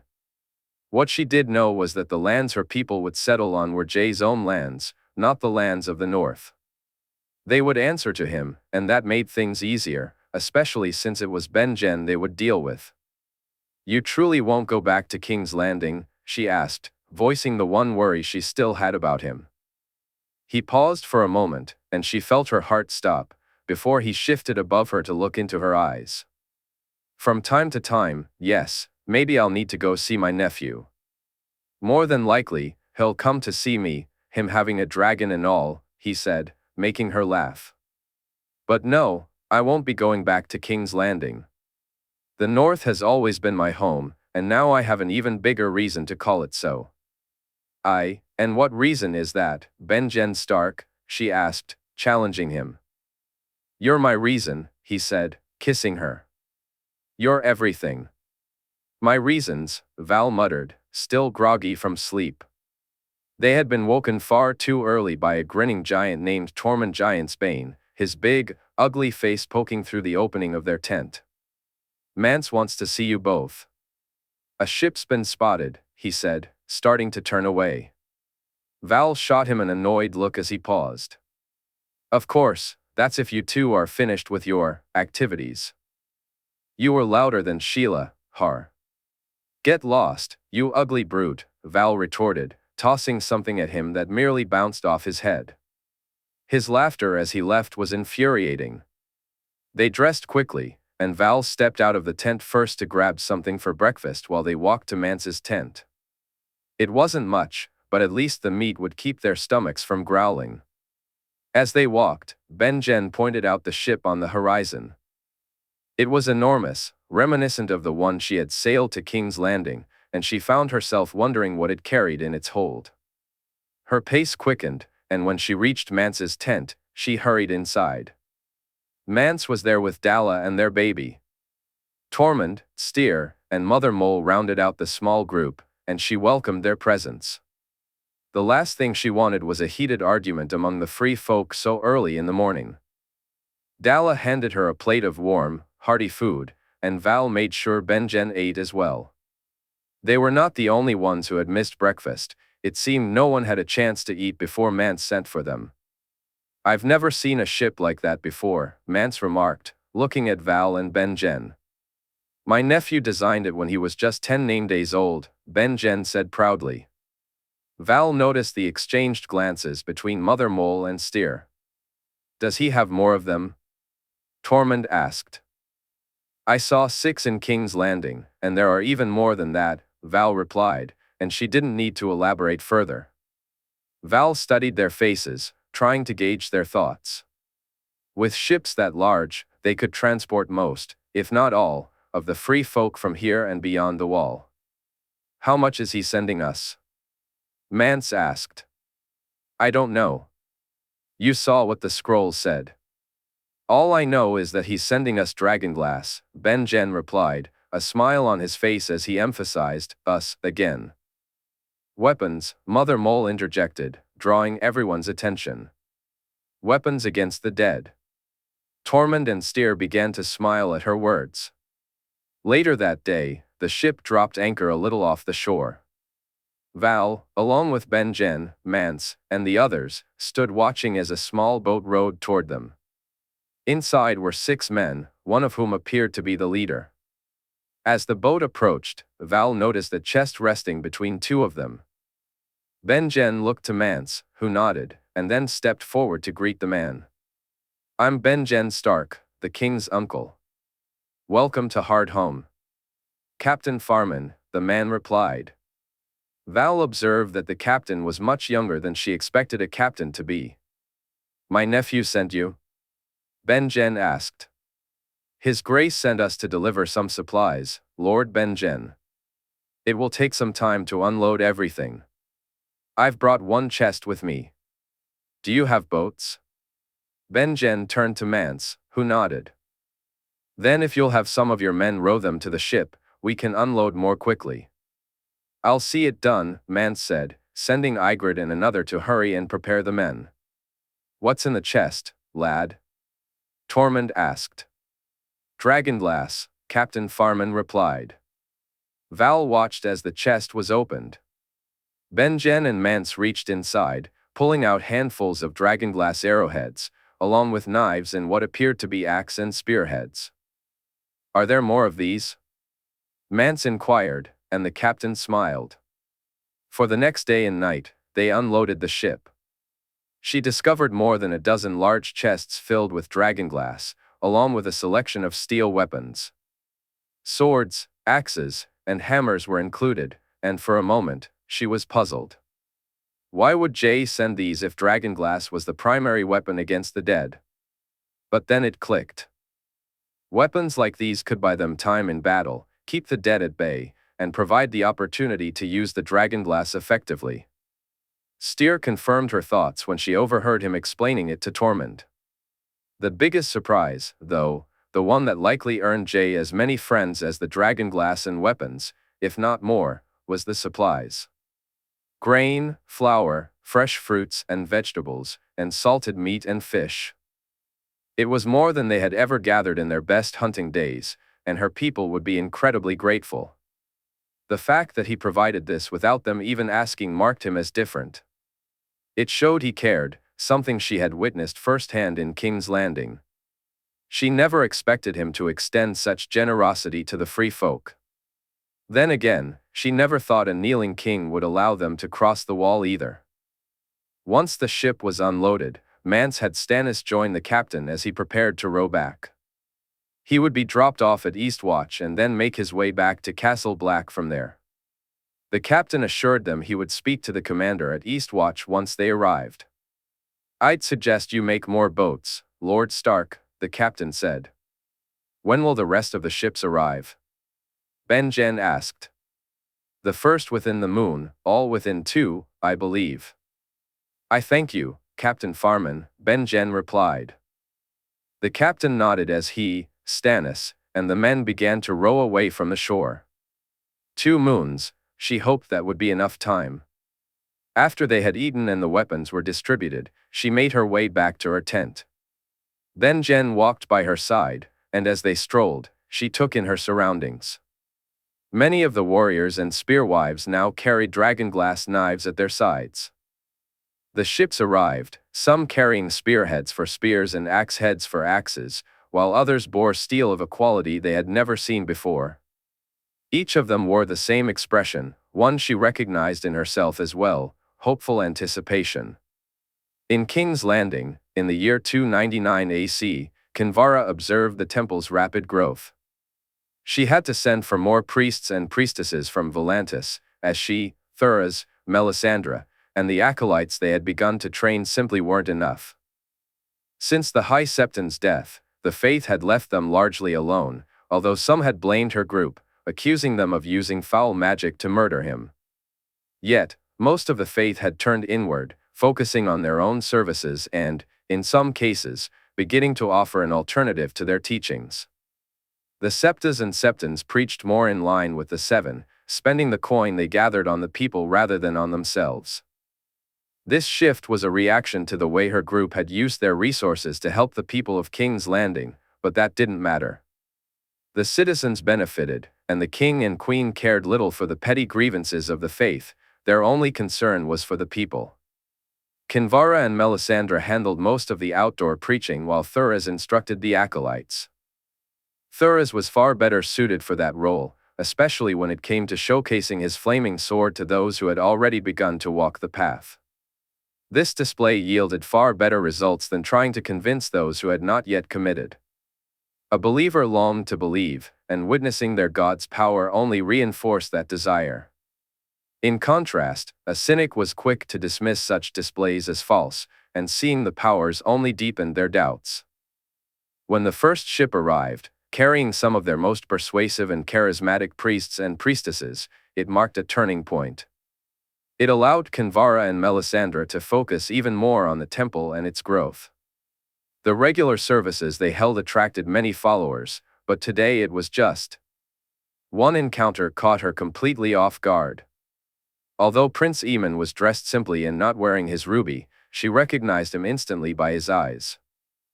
She sent an acolyte to summon him and quietly slipped away from the main hall, nodding to Melisandre, who was delivering the sermon, to signal that everything was well. "Where is he?" she asked the acolyte, who pointed her toward the small garden at the back of the temple. It was a quiet, secluded spot, perfect for their conversation. She felt relieved that he had been brought there.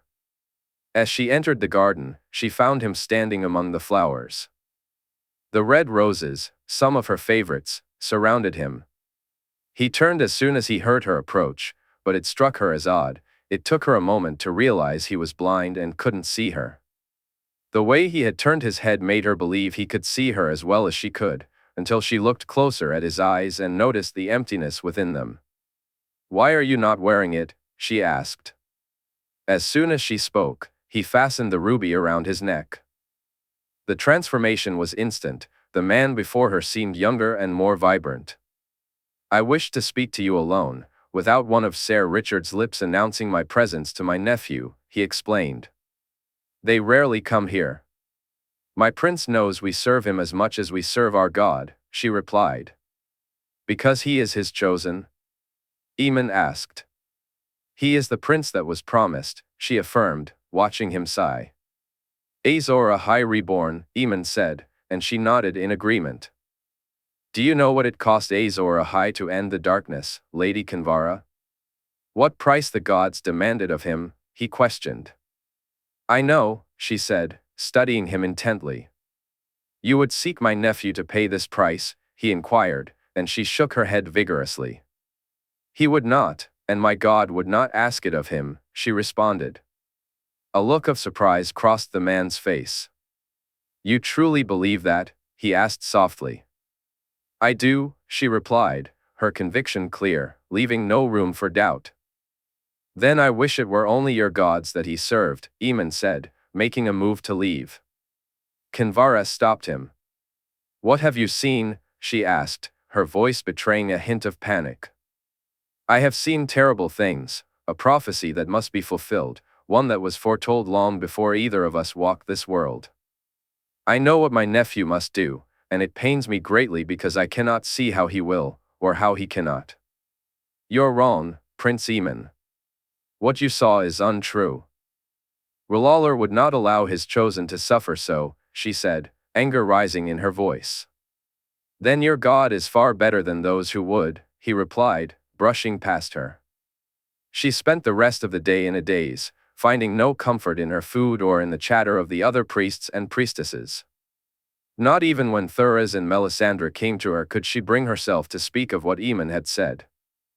That night, she gazed deeper into the fire than she ever had before and, to her relief, found that she couldn't see what Aemon claimed must be done. She envisioned the prince wielding a flaming sword, bringing down the Great Other. She saw the darkness recede and light shine in the sky, and then she watched as the prince ushered in the dawn. In King's Landing, in the year 299 AC, Aemon felt the weight of the news pressing heavily on him each day. It became increasingly difficult for him to keep it to himself. He also worried that Jaehaerys, despite promising him time to research further, might not hold off from telling Jay before he could. In that regard, the news of his nephew becoming a father was a welcome distraction, as it bought him some time. Yet this news also brought him more pain and heartache, as he began to fear that the child may never be born. Even if they were fortunate in the fight. Aemon couldn't shake the thought that even if Jay accomplished what he needed to do, the child would still grow up without a mother, just as his niece and nephew had. That reality filled him with hatred for the world. He struggled to keep the truth from spilling out, whether through his words or his expressions. Thankfully, Lady Olenna assumed his worry stemmed from the horrors his family had faced at the hands of the maesters, rather than the trials they were destined to endure at the hands of the gods. He, Marwyn, and Loamra had once again pored over every text they could find. Aemon had instructed the two men to focus on the mentions of Azor Ahai, and they had done so diligently. The truth lay within the words, clear and undeniable, yet it brought him no comfort to realize that he had interpreted the tales correctly. A small part of him had hoped it was a misunderstanding, a mistake he would soon uncover. But as the grim reality sank in, he found that all his fears were indeed true. 3 times he tempered the sword, Marwyn recounted. For 30 days and nights, he labored, then placed it in water, only for the blade to break. For 50 days, he worked, driving his sword into the heart of a lion, and it broke once more. The last time, he toiled for 100 days. He sent for his wife, and Nissa bared her breast. Azor Ahai drove the sword deep into her heart, and Lightbringer was formed. It's the same each time, Loamr mused. But what does it mean? It means nothing, Marwyn replied grimly. Gorgon of Old Guys once wrote that a prophecy is like a treacherous woman. She takes your member in her mouth, and you moan with pleasure, thinking, how sweet, how fine, how good this is. Then her teeth snap shut, and your moans turn to screams. That is the nature of prophecy, according to Gorgon. Prophecy will bite your prick off every time. Aemon prayed his old friend was right, but deep down, he knew he wasn't. Not even his visit to Kinvara had changed his perspective. While she was certain of her god, Aemon remained skeptical and placed no real faith in any deity. Even if he had trusted her words or her god, he knew that it wasn't just R'hllor who had influenced his nephew's fate. In fact, Jae's connection to the old gods was even stronger than his bond with the Red One. This realization prompted him to seek out their representative, and he knocked on the door. Moments later, the woman ushered him inside. Aemon hadn't spoken much with Malora. Aside from his nephew and good niece, he doubted she had interacted with many others in this place. Had he not been so consumed by the discoveries he made in Winterfell and the path those findings had set him on, things might have been different. He would have been eager to learn about her powers and her role in the world yet to come. But now, he was so focused on what he had uncovered that he had little interest in learning more. I expected you much earlier, Malora said, and he looked at her in surprise. You did? I know your eagerness for magic, my prince. You and your friends share that in common. Yet, it was only Princess Sherera and Sarilla Sand who came to ask me questions. Sarilla Sand, he replied. That girl has a bright future, but she's not the one you came to speak to me about, is she? She asked, her curiosity piqued. What do you know of Azor Ahai? He inquired. I know the tale, Malora responded. Jae is Azor Ahai, and Margaery is Nissa, he asserted, but she shook her head dismissively. You are wrong. Would that I were, he replied. I've seen the truth of it deep within the crypts of Winterfell. I've witnessed my nephew's life unfold as written by men and women long gone. To wield Lightbringer and bring the dawn, my nephew will have to sacrifice the woman he loves. You lie, she said, her voice filled with anger. For what reason would I? Do you think I would make such claims without cause? Do you think I wish to be wrong? That I don't want to be proven wrong? Aemon's voice rose with intensity as the words tumbled out. The gods would not be so cruel, Malora replied, her gaze fixed on the ground. Has Jae ever shared the truth of himself with you? How he came to be, he asked, and Malora shook her head. No. He was always meant to exist. The world needed him, you see, and so the gods made it so. All that death, all those who fell, my house nearly wiped out of existence, all of that had to happen for Jae to become who he was destined to be. The prince that was promised had to be here now, or all would crumble. To ensure that he would arrive, some had to fall.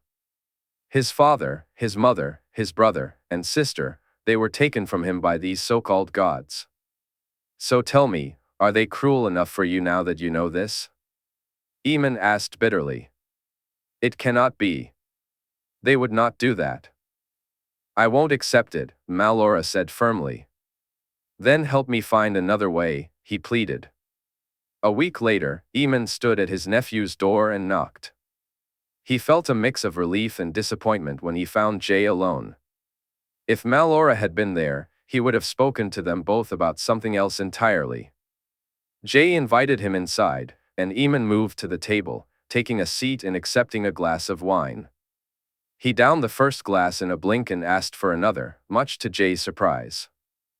"There is something I need to tell you, nephew," Aemon said after a moment. In King's Landing, in the year 299 AC, Jaehaerys Targaryen had just celebrated a grand feast. He had watched as much of the city as possible came together in joy. He had sung more than one psalm that night and danced with anyone who asked. It was a delight to dance mostly with Joy and his wife, and he even managed to get Sansa to join him for a dance. For once, she put his wishes above her own, and though he knew she preferred to sit and talk, he cherished this moment. Willis thought she had enjoyed the dance with him, even if just a little. After that night, he found it difficult to focus on his work, which seemed to pile up endlessly. Jaime, Olenna, Willis, Richard, and even Margaery took great delight in telling him to leave it to them, especially when it was clear he wished to be elsewhere. He marveled at how easily his wife could concentrate on their tasks while his thoughts drifted to what their child would be like. He imagined a little girl, much like Joy, Sansa, or even Joanna, fierce like Dany, Arya, or Lyanna Mormont, or as driven as Elia or Obella. Someone who loved fun as much as Doria or Larisa, perhaps a combination of all of them. He pictured her as a blend of her mother, his sisters, Rhaenys, and his own mother. Once his mind wandered there, nothing else could penetrate that vision. When he wasn't imagining a little girl, he envisioned a young boy. A boy to spar with, just as he did with Tommen and Martin, someone like Bran or Rickon, or who Jon would grow up to be. Jay could see him as a young man, embodying the loyalty of Loras, the steadfastness of Robb, and then he'd see him as the boy Aegon could have been. The brother he had lost and only known in his visions and dreams now somehow reflected in the son that Margaery might very well have. To keep his mind from racing too far away, he knew that work wouldn't help, so he spent more time doing things that would. He sparred with Martin, Tommen, and Bran. His brother enjoyed the lessons and relished the chance to face off against both of his squires. Jay also spent time with his cousins, even crossing lances with Elia, which ended with him flat on his back to the amusement of her and her sister. Yet, it was the picnic he enjoyed the most, even if Joy had to wait for the ride back to get her race with. "Why can't we race now?" she asked as they approached the horses. "Because my passenger isn't ready to race with us," he replied, looking at her. "Margie raced before," Joy pouted. "It's not Margie, Joy," he said, smiling at her confused expression. After some convincing, and swearing on his honor that he wouldn't ride too fast, Jaime had finally agreed to let him take Joanna for her first true ride. Just like Joy before her, Joanna had loved it, and her laughter echoed through the streets of King's Landing as they made their way to the gates. It had been one of the best days of his life.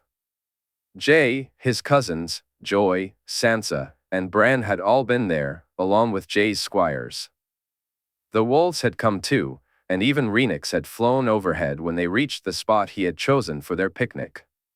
He had laid in the grass, watching as the girls and boys played happily. The older girls joined in while he held Margaery's hand, and he was still smiling when he returned to his solar. Little did he know that his smile was about to vanish, and it wouldn't return for some time. It was his uncle Aemon who spoke the words that angered him, making it feel like a betrayal. "What are you saying to me?" he asked, his voice rising after Aemon told him he was Azor Ahai and Margaery was Nyssa. "I've seen the images in Winterfell, Jay. I've seen the drawings, and the texts all say the same thing." "The same thing?" "That I'm supposed to drive a sword into my wife's chest." "You're telling me that some drawings showed you this?" He stood up, his hands pressing against the desk in front of him, so enraged that he didn't hear the door open as Arthur walked in. "Your Grace," Arthur said. "Get him the hell out of my sight," he shouted, glaring at Aemon. Aemon said, "I'm sorry, nephew." Then, with a fierce intensity, he shouted, "Get out now before you make me a kinslayer." Where he found the strength, he didn't know, but soon the table was overturned, and the chair he had been sitting on crashed against the wall. Not Ghost, nor Margaery, nor anyone else could calm him that day. If it hadn't been for the sheer mental exhaustion and Renix's voice echoing in his head, assuring him that she wouldn't let it come to pass, he doubted anyone could have reached him. How it must have looked to them all should have concerned him, yet it didn't. "Jay, speak to me," Margaery pleaded. He couldn't tell how long she had been asking, only that he finally heard her. I won't, I swear it to you. I swear I'd never, you must believe me. I'd never." Tears streamed down his face as he shook his head, repeating his promise over and over. "I know you wouldn't. Whatever it is, I know you wouldn't. Please, Jay, talk to me," she urged. He nodded, though he couldn't bring himself to speak that night. Every time he looked at her, those words echoed in his mind again and again. Jaime eventually managed to pull Aemon away from the chaos, and he later learned that his father had to be restrained by Ser Barristan to prevent him from harming his uncle. When he finally told Margaery himself, it took far longer than it should have to find the right words. Each sentence was filled with reassurances that he would not, could not, and would never be that man. "I wouldn't, I won't," he insisted as she kissed his cheek and held him tightly. The idea of leaving for the Isle of Faces came to him as darkness fell, yet he found he couldn't wait for the day to arrive. They argued, and his wife cried. It pained him to be the cause of her tears, but he had to go. He needed to. It was only when they were flying from King's Landing that he realized the weight of what lay ahead. As he landed, he realized he hadn't explained his reasons, so he turned back and touched down in the courtyard. Jay nearly raced through the keep to reach their room. She was lying on their bed. Although she had stopped crying, it was evident she had only exhausted herself. "I'm sorry. I should have explained," he said, sitting on the edge of the bed. "Do you have any idea how much you scared me? How much you hurt me?" she asked, her voice cracking with a mix of pain, anger, and sadness. "I'm sorry. I will be back, Marge. I wasn't running from you. I need to speak to him, to them. I have to do this, and if I don't do it now, I'll lose what little mind I have left," he replied. "I thought you were leaving me. I thought you were leaving us." "I don't want to be alone, Jay," she said, looking up at him. "I would never, my love. Together always. From the moment I was just John and you were just Margaery, that's all I ever wanted. Nothing in this world will ever change that," he reassured her. "Prophecies mean nothing, Jay. They're just words. You and me, our babe, that's all the truth we need. Just tell me that we'll be together, and then go do what you must," she urged, her gaze steady on him. "We'll be together. Nothing, no one, neither God nor man, will ever part us. I swear it on all I am, I swear it by fire and blood," he vowed, and she nodded before he kissed her, neither wanting to be the first to pull away. When he stepped back out, he found Arthur and Ghost waiting for him, the knight's expression one he knew he deserved. Without saying a word, Jay walked over and placed a hand on Arthur's shoulder. He nodded, acknowledging that he accepted the apology, even without words. They climbed onto Renix's back, with Ghost lying down in front of him, ready for the journey ahead. They were flying over King's Landing, heading toward the Riverlands. Jay found it strange that Ghost, the white wolf who usually stayed by Margaery's side, wanted to join them. For some reason, the wolf felt drawn to be with him. Jay noticed Malor glancing at Ghost, and then he felt a presence in the air. Turning his gaze, he saw Ligeron soaring toward him. Jay had no idea why his son had come now, but it was clear he was alone and riderless. For a brief moment, worry washed over him. What if something had happened to Tyrion? But Renix quickly reassured him. "Your uncle is safe and well," she said. "Why is Ligeron here?" Jay asked. "He says he's here to protect you," Renix replied, her tone slightly worried, which only deepened his concern. "From who?" he pressed. "He won't say," she answered. Just as he was about to reach out to his son, Jay noticed the Isle of Faces below them. They landed, though Ligeron did not. The bronze dragon flew overhead, and when Jae asked Rhaenys if she wanted to do the same, she declined, saying she would stay by his side. As he climbed off her back, he looked around and realized they were in the glade itself, not where they had landed before. The weirwood surrounding them loomed like dark sentinels in the night. The energy felt different, charged with magic, and he could see that Rhaenys and Ghost sensed it too. "Are they the children?" Malora asked, her voice light, as the children of the forest emerged from behind the trees. Their excited voices filled the air as they hurried toward them. "Aye, that one is Leaf," he said, pointing her out to Malora. "You have come," Leaf said, and Malora nodded. "I have. I am to stay with you," Malora replied, making Leaf smile. But then Leaf turned to Jae with a much more serious expression. "You should not be here, my prince. The gods are angry," she warned. "Good," he said, his voice steady. "So am I." The wind abruptly ceased, and the leaves hung motionless on the trees. Jae took a moment to realize that the only sounds he could hear were his own breathing and Rhaenys's. He glanced at the children of the forest and Malora. They stood as still as statues, and Arthur was equally unmoving. Yet, he felt free to move, and Ghost was alert by his side, while Rhaenys shifted beside him. Above, he spotted Ligeron soaring through the night sky. The stillness was shattered by the crack of a branch snapping behind him. Jae turned to see shadowy figures shifting among the trees.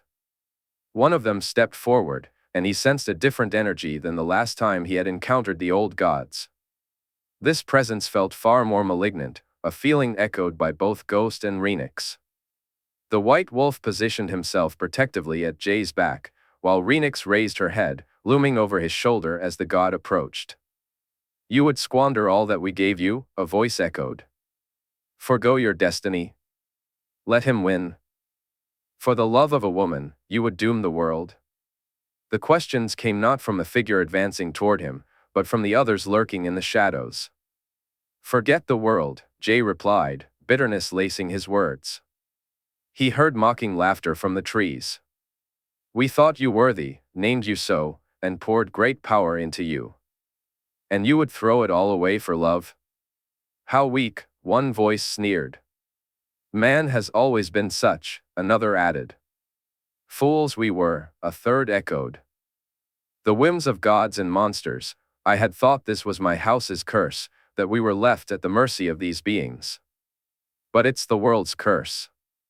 Even the gods are monsters if they cannot understand what it means to love," Jae spat out, anger fueling his words. "Kill her. Fulfill your destiny. Complete the prophecy. This is what you were born for." "I was not born for this," he declared, drawing his sword.